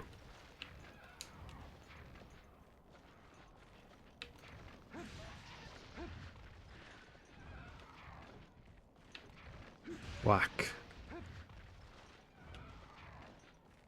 Yeah, we'll get some more shrooms. Maybe get a last batch of herbs as well.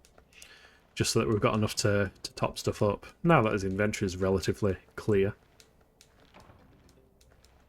Do need to start working towards a sword upgrade though, I think. For the metal sword, I think... Well, I know this one's at the top of its tree. It's a good sword though, to be fair. And one thing I've always loved about it is the fact that the teeth come out and the handle extends. So cool.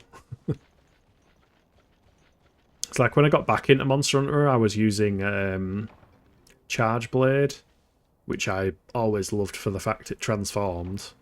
Then I moved into Switch Axe when I played 3U, because Charge Blade doesn't exist on that one, I think. So I tried Switch Axe instead, fell in love with that, and again, it was a sword that transforms. But then when I decided to try some of the older ones, like, oh, there were no transforming weapons, or so I thought, until I realised the greatsword changes. With the handle coming out and the teeth coming out and stuff like that. So I think I've just got a thing for transforming weapons, to be honest.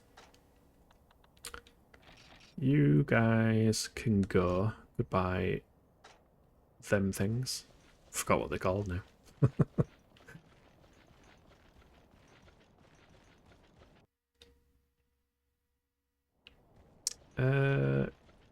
Yeah, hopefully there'll be some in the nest. I only need 3 more. Oh, I still didn't get pickaxes. I'm glad my hunter rank persisted though, so there's no loss of progress online.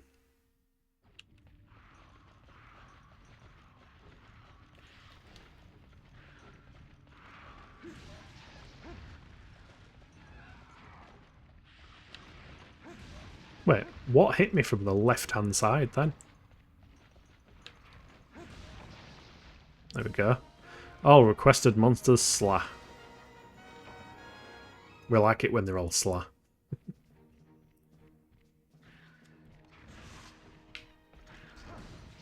And that was with one hand.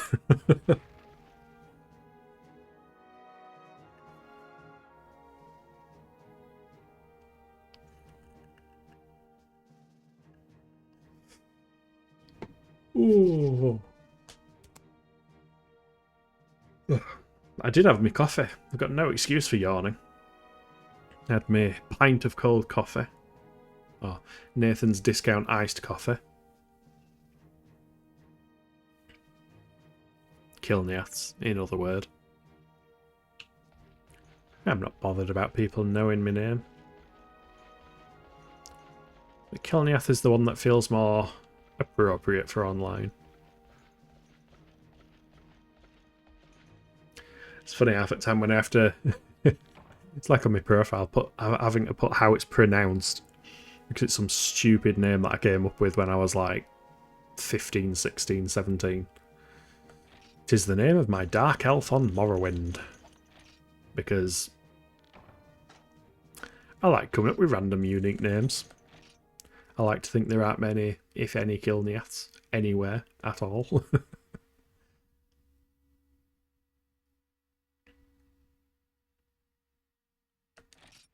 It's alright, my original username back when I was at secondary school, I set up an online account probably on DeviantArt or some other early website, and the username was 123NT, which later turned out was a drumstick.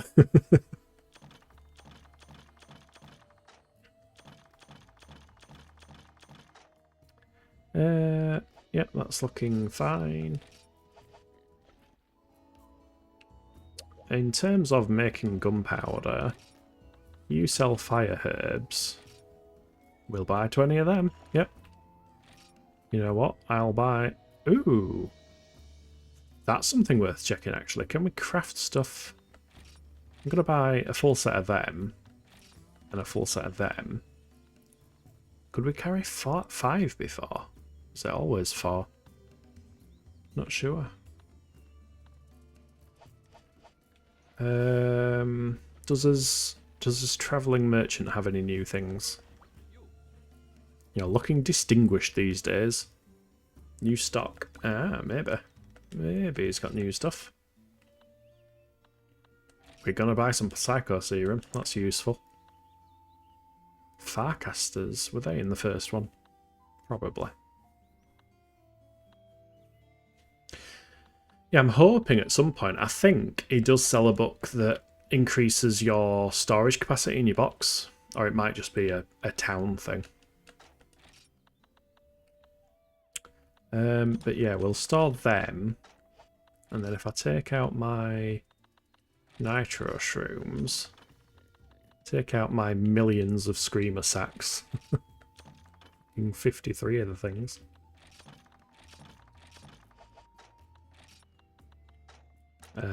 Nitro fire herb, gunpowder. 100% success. Excellent. Let's just craft all that up. I'm so glad that's quicker. Screamer, gunpowder.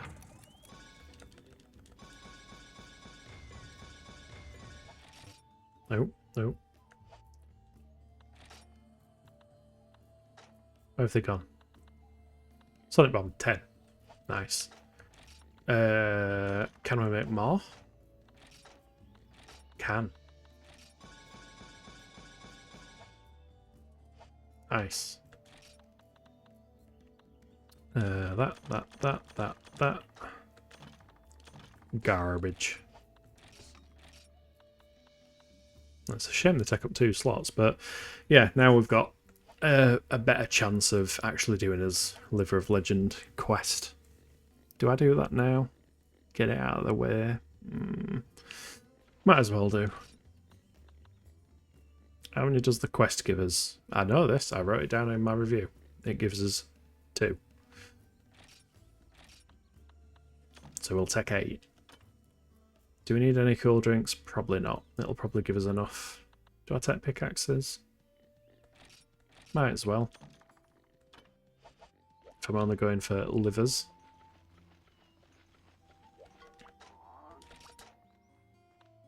Liver of Legend. Oh, that's the jungle one. I was going to say, I thought I did the mushroom one. Wish me luck. My least favourite quest in the entire game. Many people's least favourite quest in the entire game. And any other game that it appears in. Well, I think in most other games it's a little bit more tolerable, because they do have a tendency of actually leaving the sand. Maybe it's improved in G? Who knows? I think the desert is just going to reduce my health, so if I can make it to 6 and do some mining, I'll just not take the cool drinks as of yet. Go to 6, do some mining, then head back out and worry about them. No, wait. Let's just deal with them first, and then we can mine. Let's suffer first, then reward ourselves with some mining. They still didn't change it so that the animation doesn't trigger when you're hot. It's interesting. Not a massive downside, but...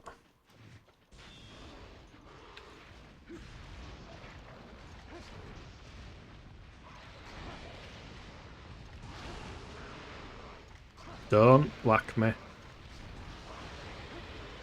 Oh, they die nice and easy with this sword.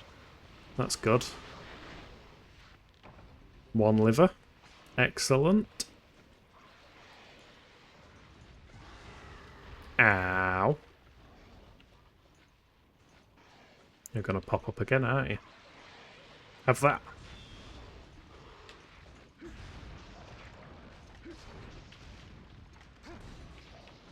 Cannot see. Oh my god. I knocked another one out. Yeah, scale. That checks out. Uh-oh. Ow. You're gonna dive now, aren't you? No? Okay.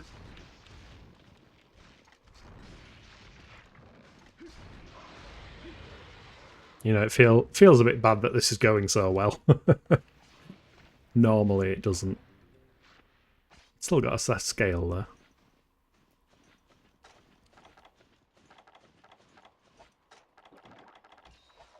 Yeah, we've got the advantage of having a sword that does a lot of damage. I'm surprised that worked.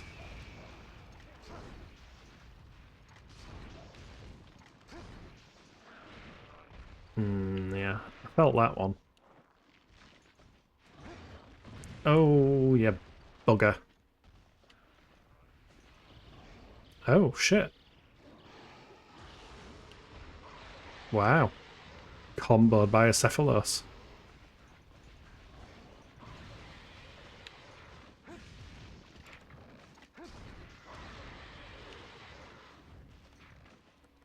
Don't think I've ever been rude. I think I've ever been comboed by one before. Please tell me it's still 3. It is still 3. Good. First aid med.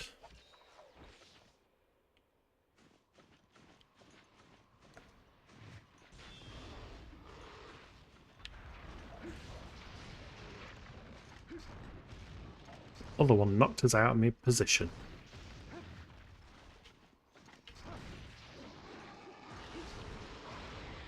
Come on, give us the third one. Be nice. Well, hey! Uh-oh. Ah, you missed. Ow. That was relatively painless, which is surprising for that quest. Again, the advantage of having a way more powerful sword than you'd usually have at this point. Although I guess you could have always done online quests and... Oh wait, there's an online version of it, isn't there?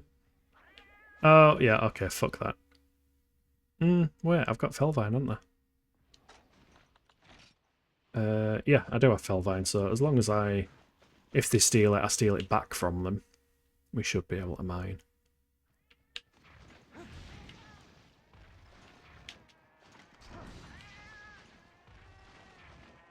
Get away! Thieving cats. Down cat burglars.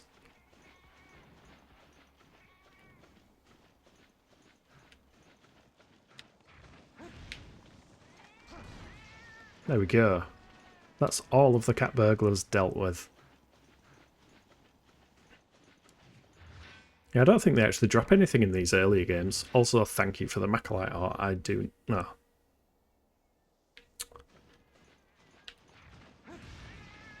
Fucking felines are after us now as well. Where did you come from? Blending in with the sand. The desert creatures that they are. Ooh. Never say no to an ice crystal. Yeah, I believe that first mining spot is the only place to get Macalite on this map. Whereas these two, you can't get Macalite. It's only like a 5 or 10% chance of getting Macalite or something like that, I think. Earth crystals are always good, though. You never know when you're going to need mining resources. Yeah, I'm waiting for one of them to break. Lasting a surprisingly long time. I imagine next time we make some upgrades, whether it's as armour or as sword, we're probably going to end up poorer again.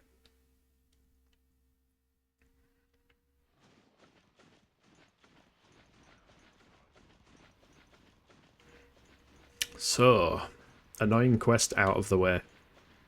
He says, there is also another egg quest in this tier of quests. So yeah, we've got that to look forward to, as always.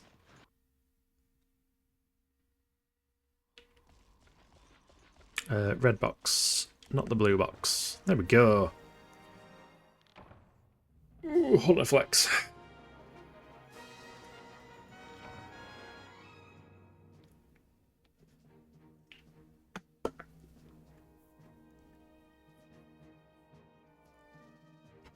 Yeah, nice easy chill time for the start of Monster Hunter G. That's what we want. It's not going to be this way when we start Monster Hunter DOS. I imagine that's going to be like a lot more pain and suffering. I've heard that the season mechanic can make it quite difficult to upkeep your funds. Especially if you're, you know, keeping up with upgraded weapons and armour and stuff like that, because it can be so hard to fight the particular monsters you want to fight, because they're not out in that particular season. So, money will be hard to come by on that one.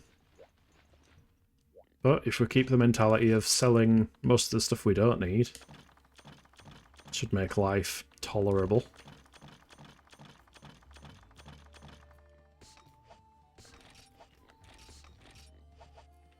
Right, what do we have next? I think we've got Kutku on this tier. Jungle Menace, yeah. We have a Kutku. We have 2 Wyvern eggs in Forest and Hills. Mushroom Hunt in Jungle, and we'll spray. We will do Kutku, but I will take some paintballs before I commit to that. 8 paintballs. Got me potions, got me Weldon steak. Whetstones, that's what I should also take. Ooh, do I not have any? Okay, I will buy some whetstones.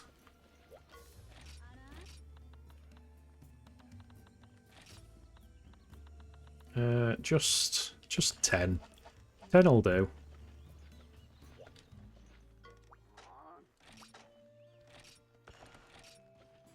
Yeah, we don't mind Kutku. Unless it's changed. You never know what they've changed between games. I mean, they've considerably changed Kutku in Monster Hunter Wilds. Oh, why did I skip past that? Oh, yeah, to be fair, it does give us some mini whetstones, so we probably would have been fine. Always good to be prepared, though. And you know what? I'll take the smoke bombs just because.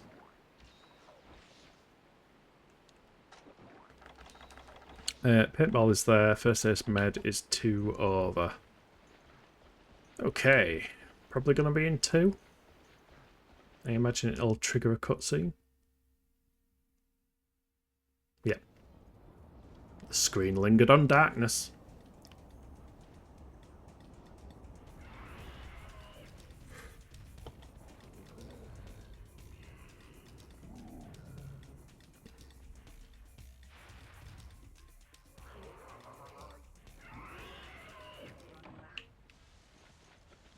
Right, come on then, Cuckoo. On guard. Can't see it. No, don't just stand there, Hunter. Ooh, the paintballs have changed. Do they still rotate in one direction on this game as well?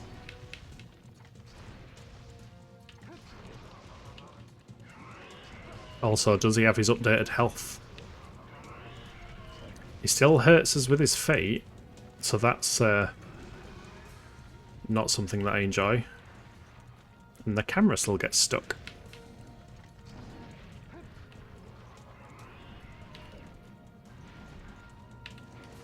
Whack. Don't seem to be as bothered by the wind pressure though, which is nice.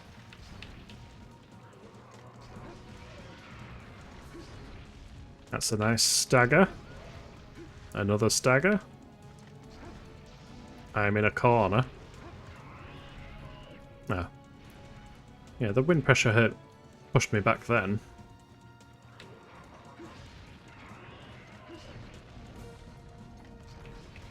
I do think Cuckoo is a really good learning monster though.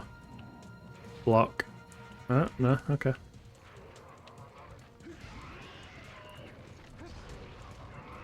Considering a lot of the other larger wyverns and such take after his moveset. And at least I'm not at his feet then. He was going to rotate anti-clockwise.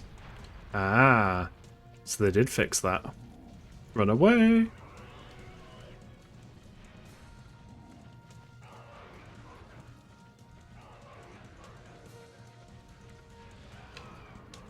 Can I get a quick heal in?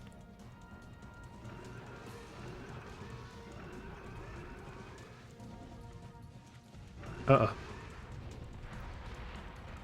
Ow. We both, like, dived into one another.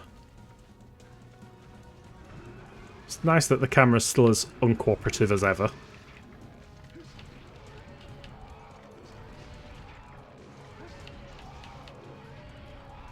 How did that hit? Ow. Ooh.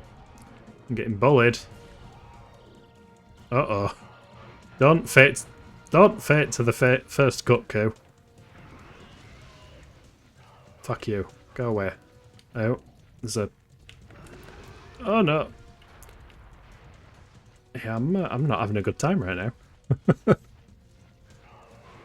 Overconfidence is a killer. Let's just, you know, nip out and have one of us megas. That'll help.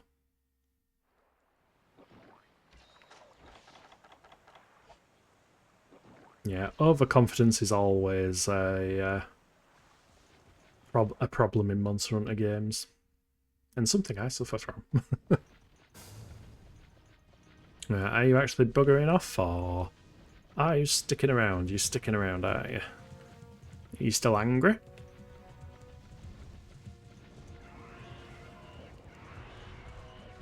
Was that a dive attack?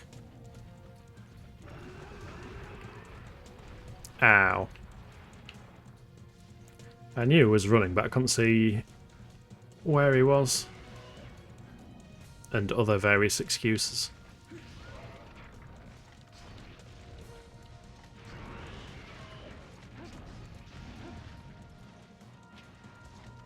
Come on. You can't be far off, unless you have had your health buffed.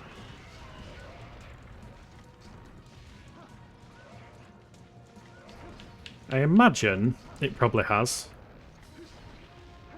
But he doesn't have a lot of health anyway. So that's another one ticked off the list. We might as well take his parts, because maybe we can make a helmet.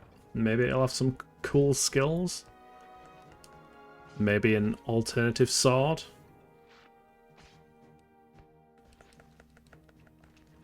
Yeah, I'm thinking when I do catch up with, like... I'm not sure if I'll do 3U. I'll definitely do try. But 3U is basically try. Is it different enough to warrant another playthrough? Possibly. Maybe I'll use a different weapon or something. But yeah, when it comes to Monster Hunter 4 Ultimate, I'll probably use my existing save on that because I played it fairly recently, and just swap weapon type, like maybe use Charge Blade or Switch Axe or something, so that I still have to build up through the weapons. Possibly I'll sell me other armors and build them up again or something. Not sure. I don't want to make a new character because, well, you can't transfer anything between them. But that's a while off anyway. Kutku is defeated. It's the biggest one we've seen. Ooh, the following lesson is available in the training school. Great Swords Yang Kutku training. I wonder... I know on some of the games, if you did the training quest, you actually got tickets for doing it. And they let you craft various cool pieces of gear, so I'll have to look into that as well. Never really done any of that stuff. Or arena quests and that. Only ever done them on Wilds. Seeing as they were new. Right. Don't need screamers. Don't need any of that stuff. Do we need as whetstones? Not necessarily, but Carter having them on us. We're not particularly doing a lot of gathering. So, Mushroom Hunt Jungle. That's 10 special mushrooms. And a Yang Kutku in Forest and Hills. Well, considering we're prepped for it, let's do that. Then we can do the messing around with mushrooms.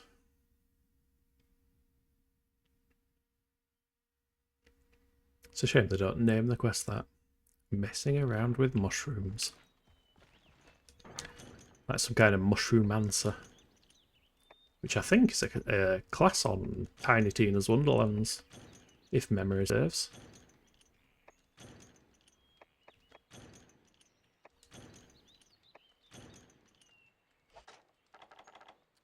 Rations.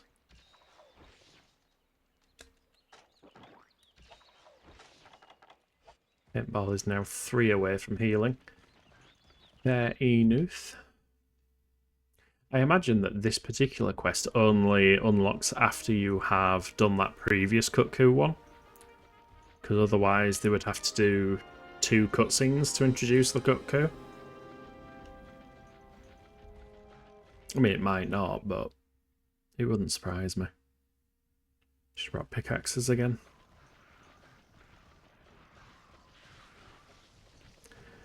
Can you guys all, like, go away? Because I don't want you here when the Kutku comes, if it comes here.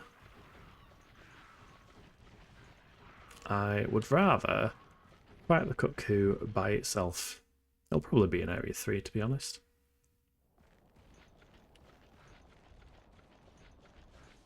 Oh, maybe not. Alright, let's check out Area 4. Nope. I don't think it'll be in the nest at the start of the quest, so I'll check Area 10 first. 10 seems like a likely area.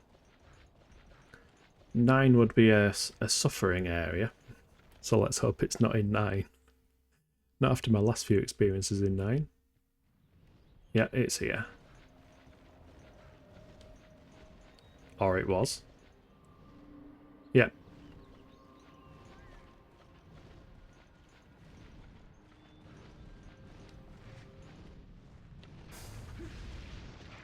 I love how it just got a massive question mark.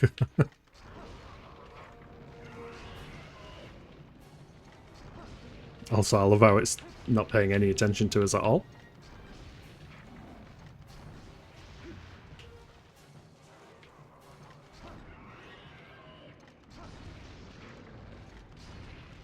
Okay, Kutku is broken. Camera is also broken. Controls are also broken. He did not want to swing then.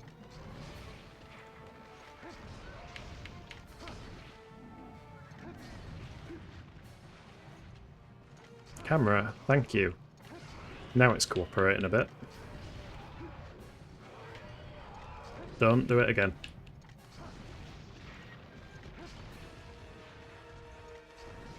He's going to be dead without letting off a single attack if this carries on.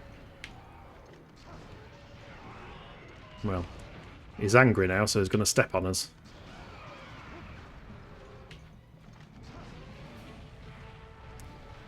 Okay, he got some revenge.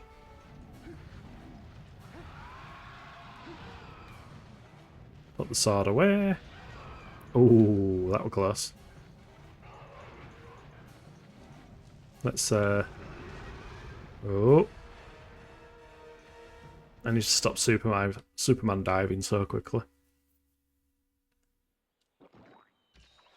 We'll wait for him to cool off a little bit. He seems very angry about the fact that we just started on him and wailed on him a fair bit. Oh, he's flying. Is it still gonna, if he lands... I don't go 9. I wonder if the tracking... I don't know if the tracking's changed.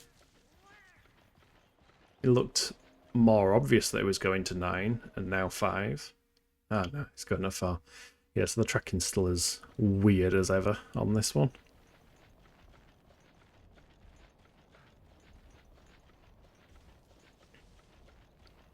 At least it didn't go to 9. Don't like it when they go to 9. Least favourite area.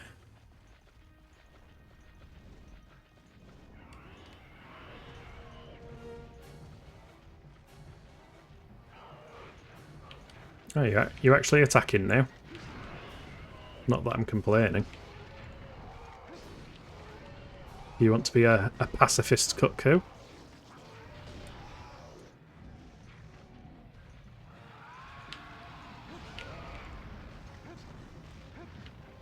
Come on. Get some hits in while it's down. Oh, limping. He's nearly done with. Which isn't surprising, considering... Oh, come on. There we go. Yeah, I didn't want him to bugger off and have to chase him. Go away, Vespoid. Nobody likes Vespoids. I just want to carve. You can...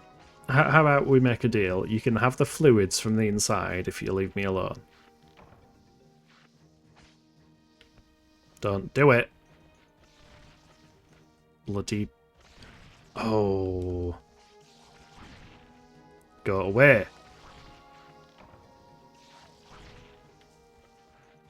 I hate Vespoids. I also hate insects in general. I'm not a fan of insects. I'm not, like, scared of them. Like, I'm fine dealing with spiders and such, but moths and daddy longlegs annoy me in particular. And wasps can just feck off.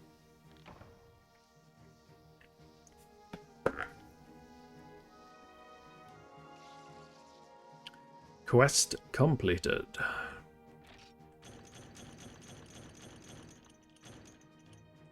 Got a shell. Cool. Next up, we need to do the mushroom one, and then we have Cephadrome as the boss, don't we? The funny thing is, I think for the most part, most of the creatures that we fought in the original Monster Hunter, the sword that we've got seem to take them down relatively quickly, like even Monoblast at the end, although he did glitch out. So even with a bit of a HP buff, I guess we're still in a good position equipment-wise, which is nice. Could buy a power charm as well from the town.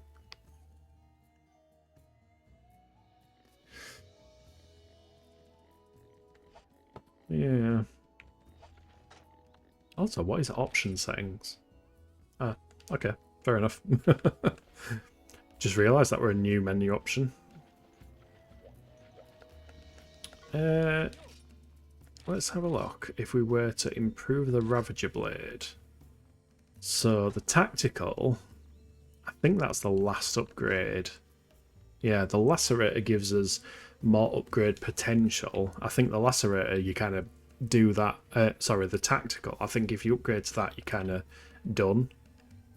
And that takes Mega Demon drugs. Whereas that also takes claws, which we could buy on Claw Day in the online town. And Macalite. So that's probably the upgrade path. That'd set us to 624 and green sharpness, which is the same damage, less sharp. But then we can upgrade further off of that. I need to look at the trees again. It'd be nice to have like a collection of the various swords and the different trees. Oh, we've got trouble in the forest. 10 Bulfango. Go on then. It's a hunting quest rather than a mushroom quest. It's a bit more interesting. Although our first time around I was kind of doing them in whatever order they appeared. This time it's like, I'll pick and choose a bit.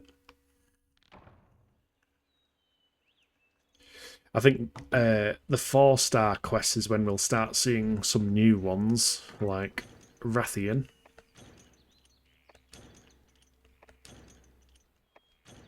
Who is not very nice on this game. When me and Vector first did a Rathian, she kept insta-killing me with one of her attacks. I don't think she would now, because I do have better armour. Seeing as I have the Rathian Greaves.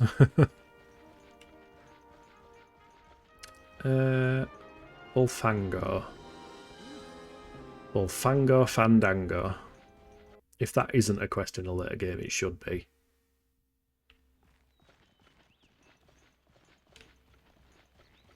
Oh yeah, they are here.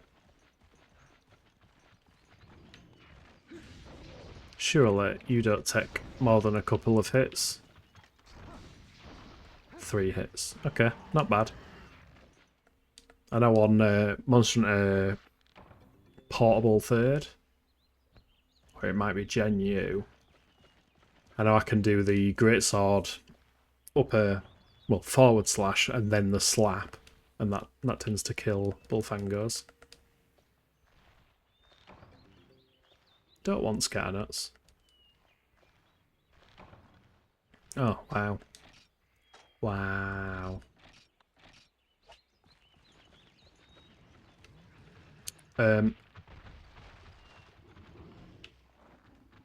Fair enough.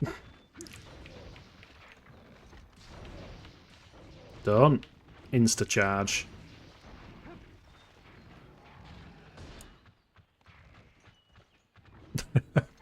I'm glad that didn't... Okay, rude.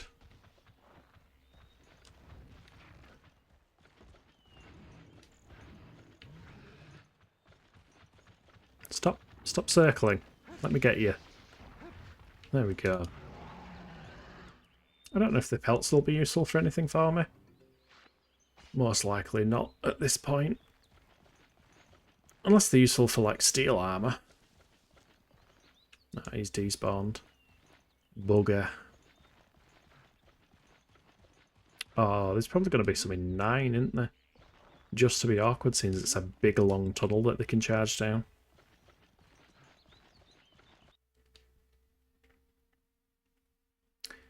I'm awake now. Good arising, Vector. I don't know what I was thinking then. Good morning. I hope you slept well. I have just been getting started with Gen? Not Gen U. Monster Hunter G. And I'm redoing mini quests because apparently that is what you need to do. But I'm having an easier time because I have the equipment that I finished off with, which is nice. How are things with you? Let's see if these Bullfango are in Area 9. They are. I can hear them. Oh, it was blending in with the trees, though. Oh, shit. He's behind me. There we go. He's gonna charge. So you have to do rank 2 quest? You do. You... Oh, shit, he's coming. You do the ultimate quest. Ultimate quest? Fuck's sake, I can't think at the moment. You do the urgent quest for the 1-star, and then it unlocks 2-star, and then you have to do all of those again, and then you get 3-star, then you do all those again, and then you finally get to 4-star, where you actually get some new quests. But, oh god, did he just respawn? At least it's easier seeing as you keep your endgame equipment and such.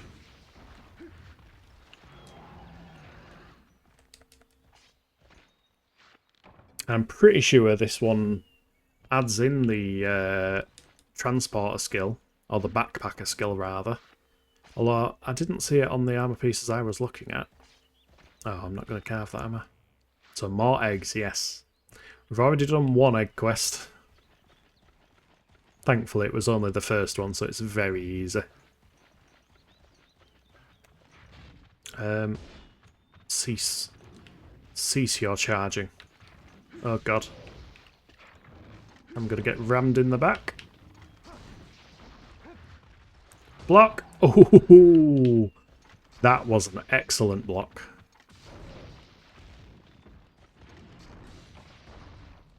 There we go. Also, you can skip the end cutscene. When it does the camera panning, you can press select, and it skips past it, which is nice. Also, I realised the translation patch that I told you to download is actually different to the one I got. I got the Monster Hunter G Ultimate patch, I think it's called. Which does seem to have some text cut off and stuff, but meh. It's not too bad.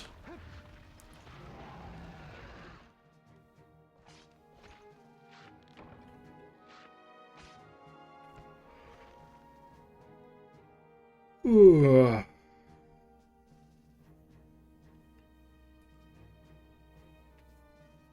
So we are at 6:10. So Sky will be starting his countdown in about half an hour's time. Yeah, that worked out correct. Quest completed.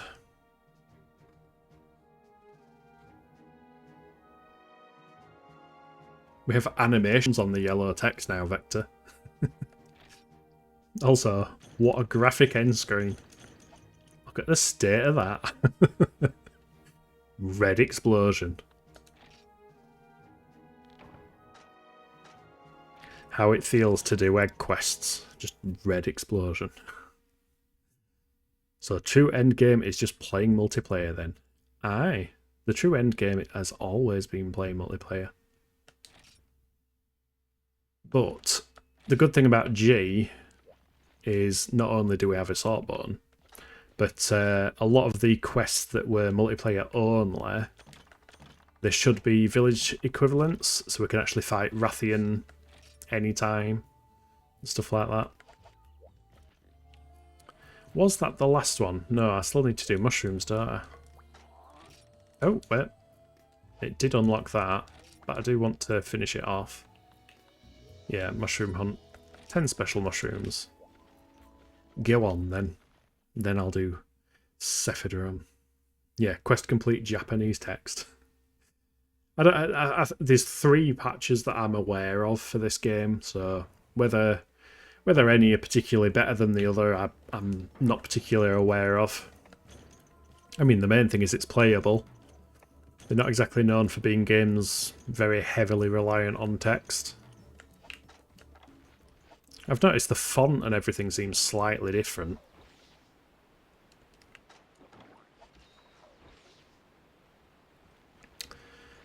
Special mushrooms in the jungle. There should be some in 2. There should be some in 8. 8, 9 and 10, I think. The loading screen moves, it does. It makes me very happy. That was one of the first things I commented on, the fact that you know it hasn't frozen.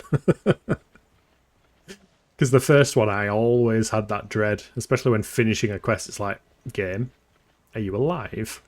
Can you show me some sign of life, please?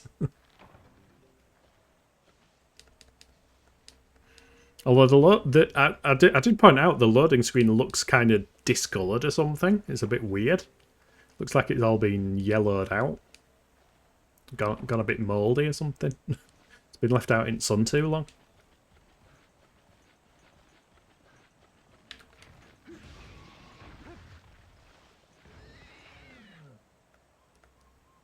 I've noticed how comfortable I've got with this control scheme as well. Like, I'm literally just flicking the analog stick to do attacks half of the time. Hey, more special mushrooms. Looks like poop and barf coloured, yeah. It does. I don't know why. Why they felt the necessity of changing the loading screen colour in the G release. It's not that way in Monster Hunter Freedom, which is based on G. So, I don't know. It's weird. Have you seen the Poogie on the title screen as well?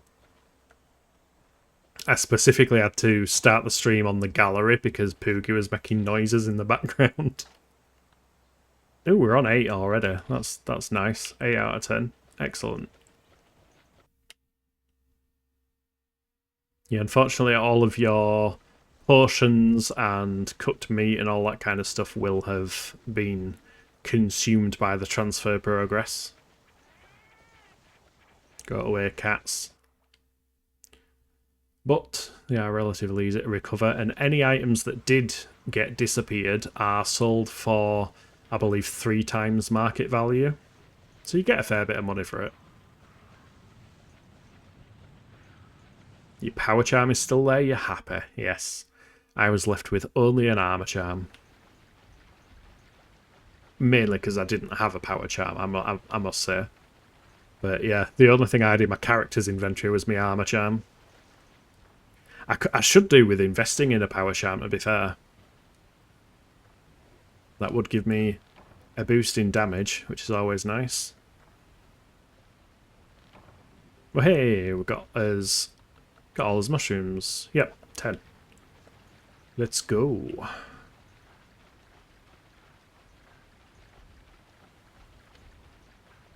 Are you wanting to hop on and do any multiplayer? Because got about half an hour left if you did want to. I imagine with the Hunter rank points continuing over, it would persist our progress. So we wouldn't have to do all the early quests. In fact, I don't think on online it even marks them as clear or anything, does it? Oh wait, yeah, it does. So I don't know, the clear status of the quest might have reset, but other than that. No worries if not though, I can always fight the Cephadorm. Get that out of the way, get to some new stuff.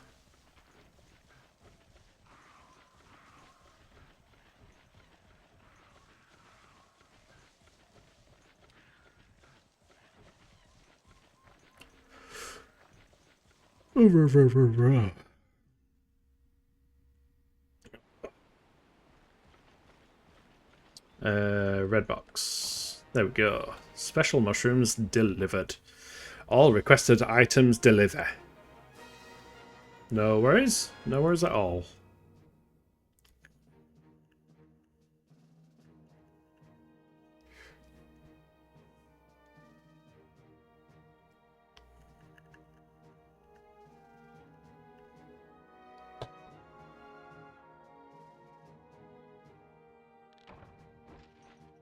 Ugh, excuse me. I have no excuse. This is early for me. I should not be yawning. Cease yawning.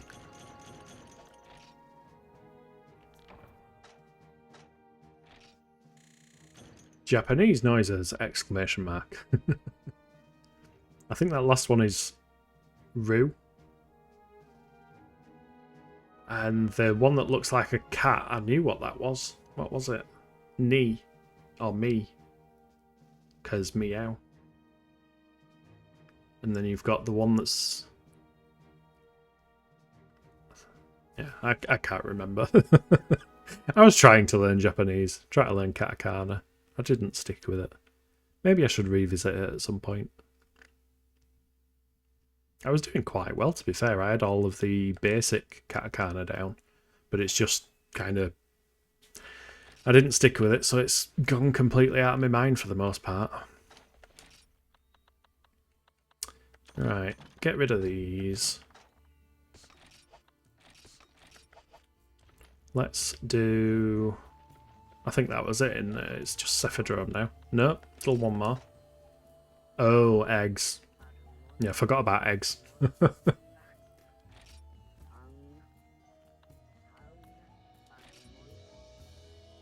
You know what? I've suffered through enough eggs. We'll leave that for now and we'll do Cephadrome. Because Cephadrome can also be pain and suffering. I reckon the quest will give us 2, so we'll take 8. Anything else give us an advantage? Not really. Flash bombs won't help. Got us heals, got us stamina, got us paintballs, yeah. Let's give it a shot.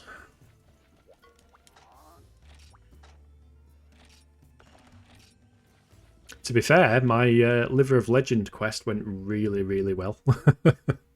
I think I only used 2 or 3 sonic bombs because I somehow ended up knocking a Cephalos out of the sand with my greatsword while I was attacking another one. So I can't complain about Liver of Legend this time. Worst quest in the entire game wasn't painful. It did give us 2. Excellent.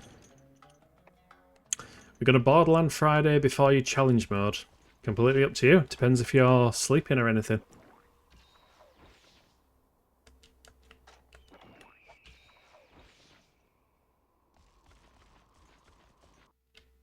I mean, we've always got this weekend as well.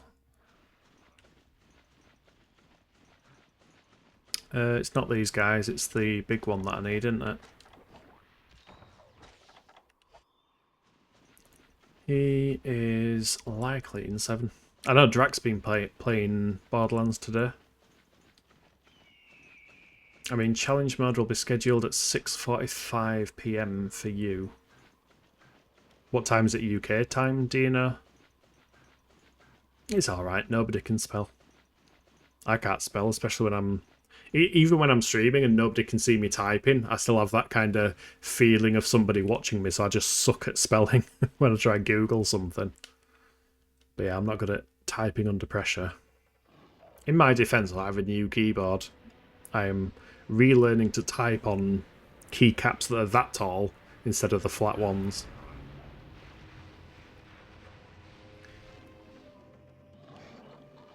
Alright, you big horrible land shark. Prob 10 AM, it's Good Friday, so everyone has new work. That's true. I technically will have work because I have sucked at keeping my hours this week. Because I've been tired and not wanting to work. Which is kind of like, you know, a normal thing. But since I make my own hours, I've kind of been a bit lax on it, so I've got like an hour and a half for work to catch up on Friday.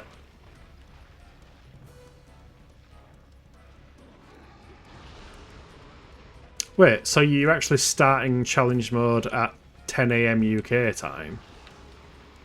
So I'm not sure how we would Borderlands before then, because that's still pretty early.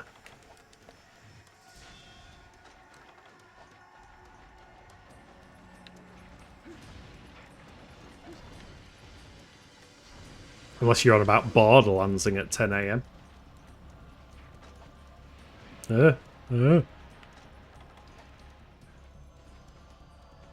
Which one's the big one? I can't tell. Oh yeah, I guess it depends if Drac wakes up at 6 AM. I'm not waking up at 6 AM, I can tell you that. I wake up at 6... Oh shit. Fuck. I wake up at 6 AM most days. Oh, he missed. Ow! Big mean fish.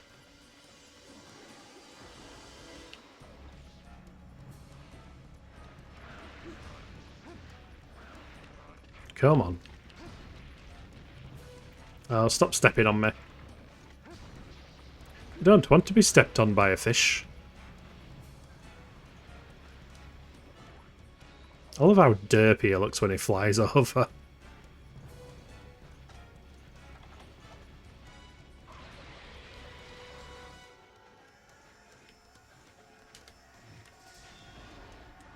Ah, got you.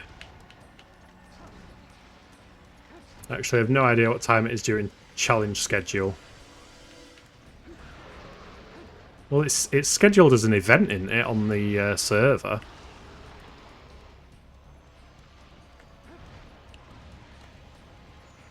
Hey, up Drac, how's it going? We were just talking about you. All good things. Victor were just asking about Borderlands on Friday, because obviously you've got challenge mode PSO scheduled. So I think he was trying and failing at discovering what time we'd be able to do Borderlands, because he was suggesting waking up at 6 AM. And I said, fuck that. Not on a Friday. Maybe it's 12 PM. Yeah, like if it's 12, I mean, I'll be having some food, but then I'll be down to play.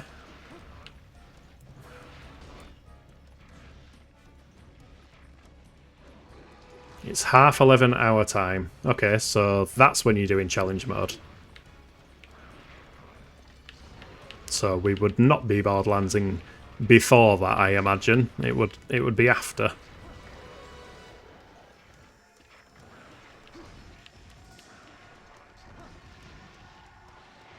Uh-oh. Ooh. That was a good block. There we go. All requested monsters sla. Yeah, I might look for a different translation for this, to be fair. The fact that it keeps cutting off bits of text is a bit off-putting. Yeah, C-mode, I imagine, will take more than an hour. But at least you're doing it. Vector has been chomping at the bit for C-mode for quite some time. What time are we on? 24. We also have Saturday then. We do. Plus, I fixed the issue with... I mean, Drac knows... Well, I think I told you as well, Vector, but I fixed the issue where games on Steam were just plummeting in FPS because of... Apparently, you can't disable the Steam overlay, which is lovely.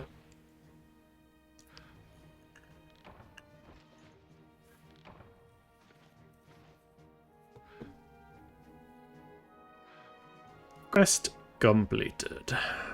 We have animations on this one, Drac. Actual animations on UI elements. We also have Japanese text on the quest cleared screen. And we have a monster log as well, so it now tracks the length of them. I don't know if that was in the American release of the original, but it's all new to me in G. Menace in the Sand. And we have an animated now loading banner as well. Yay, animations. I mean, the main thing is, you know, the game hasn't frozen. Is this just higher ranked Monster Hunter 1? Basically, there are a bunch of quality of life improvements. So they made Monster Hunter 1, which is what I was playing previously. Then they released it in the West, which got some quality of life improvements. Then they kind of backported the quality of life stuff and added G rank to this version in Japan. Because we have the ability to sort stuff now automatically, which is a godsend. I am so tired of sorting my box manually. And yeah, last time in the village quest we couldn't fight Rathian or Kezu or Basarios or Gypsaros or anything like that. But now, I think from this point onwards, because I've now got 4-star again. Yep, there we go. Slay the Gypsaros. Giant bugs, Gendrum, Genpre. Okay, so the only new one there is Gypsaros, but also it's in the swamp. And previously we couldn't go to the swamp in the village quests. So how much time do I actually have? Not a massive amount of time, to be fair. Got 15 minutes. I don't know if I can... Can I do a Gypsaros in 15 minutes? Depends on how much health it's got. I think we'll save the Gypsaros for now. We'll do Velociprey. Frost and Hills 20 minutes? Wow. 1 minute per Velociprey. That seems quite tight. Let's do that one. And we are rich for once, we are.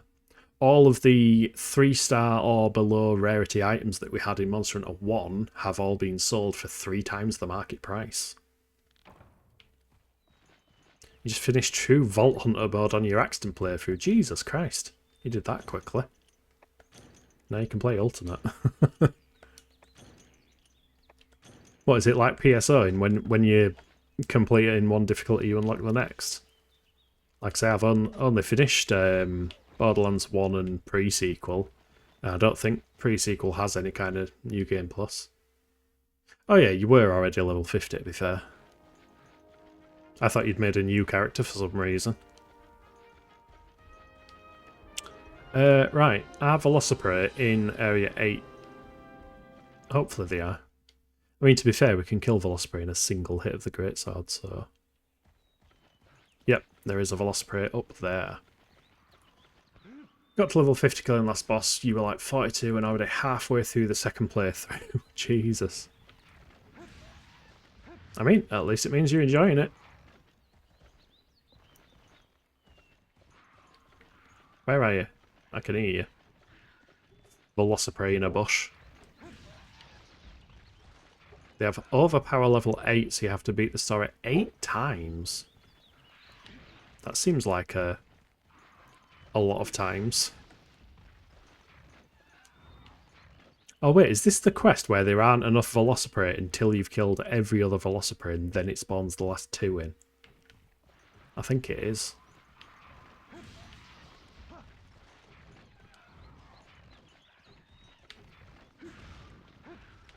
Come on, swing, swing, swing. Thank you. Ow. Now those are the Lilith DLC. Ah. So the Lilith DLC actually adds more base game stuff. That's cool. Actually, no, there is a challenge quest where it increases in monsters. You unlock Overpower 1 at level 72. I mean, it's nice that the game gives you like continual progression systems post completion. I mean, I think Borderlands 1 did have a New Game Plus, but it was very rudimentary New Game Plus. But I heard a lot of people really enjoyed continuously playing Borderlands 2, not just for the DLC. I think that's an area where a lot of people weren't as happy with Borderlands 3. Because maybe it doesn't have as many New Game Plus kind of systems, I don't know. No, it's 72 with no DLC, 80 if you have Lilith, but the DLC unlocks levels 1 to 10. Ah. Yeah, I do have the Commander Lilith fight for Sanctuary on my Steam wishlist. It's been there for like forever. I don't think it actually ever goes on sale. In fact, I might have it now from that bundle thing that I got. I can't remember. I imagine it was included in that, because that was like everything Borderlands. I can hear a Velociprey. Can't see it. Oh, it's there. You're so hard to see. Any more? Yeah, I can hear one. He's in the bush. Whack. Isn't it free? No, it's not free. It's paid DLC, the Commander Lilith one. I think it was like £8, normal price, UK price at least. Yeah, it's in the pack, not free. Borderlands 3, you only do 2 playthrough, by the way. They do have over levels, like Anguish. Ah. I mean, I liked a lot of the nice stuff they added with Borderlands 3, like the vehicle customization and how like running around and sliding across the floor felt and everything, and climbing as well, because they added the whole grippy ledges kind of thing. Right, I need one more. You, sir, are the last Velociprey I need. Boom. All requested monsters sla. Tier Anguish, where you get Anguish gear. Oh yeah, Anguish, where you get Anguish gear. The issue from what I've heard is 3 is story writing and tons of unskippable dialogue, but gameplay wise it's the better one. Yeah, gameplay wise, I mean, I think I played a fair bit of 3 and then I got distracted by Tiny Tina's because, you know, D&D. What the heck is flying in? Hello? Rathalos? Who asked you to join this party? Wait, is that Rathian? It is Rathian. No, it's not. It's red. I am colourblind. I'm not. Just feels like it in this forest with the hazy filter over everything. Bugger off. I finished my quest. You're not allowed to stun me. It's incredibly rude. I'll kick you. Yeah, I got distracted by Tiny Tina's because it had all the making your own character and picking a class and customising the stats and stuff. Tiny Tina's is a decent game, although from what Vector says, it's very, very short.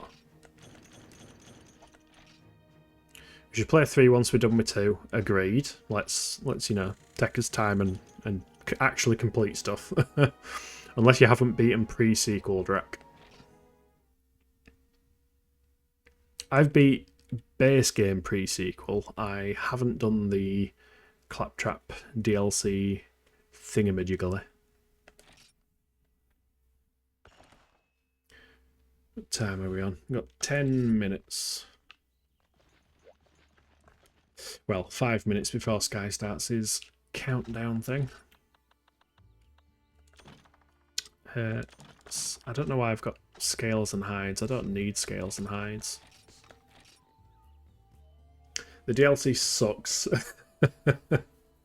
Why does it suck? What's wrong with it? Isn't it like you get shrunk down and go inside of Claptrap or something like that, I think?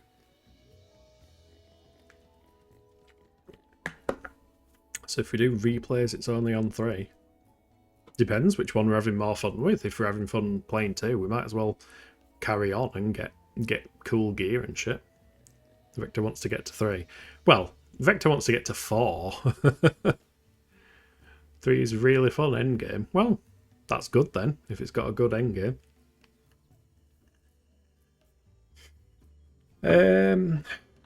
Right. In terms of shite that I've got, I don't need any Velociprey stuff. I don't think.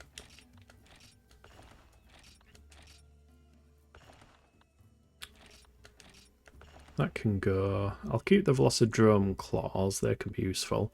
Let's see actually if they added cuckoo helmets, because they might have done for this one. Armorcraft head. To be fair, I might need a particular drop from him to see that. I don't think there'll be anything new in this list. That's the one that does Oh no, the blue leggings do that. But that increases your torso skill points. Yeah, I'm not seeing anything new. For that I need more Rathalos stuff and Macalite. Because the raid bosses are fun. Borderlands 2 raid bosses are bad? Question mark. I heard everybody liked the raid bosses in 2. But, you know, they probably did improve things in 3. I went to some weird, there was some weird, like, campsite place in Tiny Tina's that I think was like a hub world to access all the DLCs for that game. Are they not like raid bossy kind of stuff as well? Because it seemed like it was giving that impression at least. Oh, shit.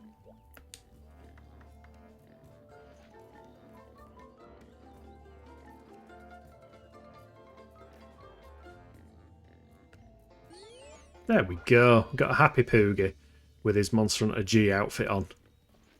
Look at him with his little G. His big G. Should we do Borderlands 2 raid bosses before 3 then? I mean, technically. We kind of want to work through 2, do all of the content in 2, and then move on to the next game. Kind of when we're happy with considering it done. Yeah,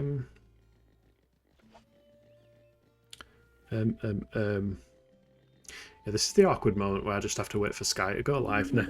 I've got like 2 minutes, I can't really start a quest to do anything. Sky, start early. Just start your countdown timer.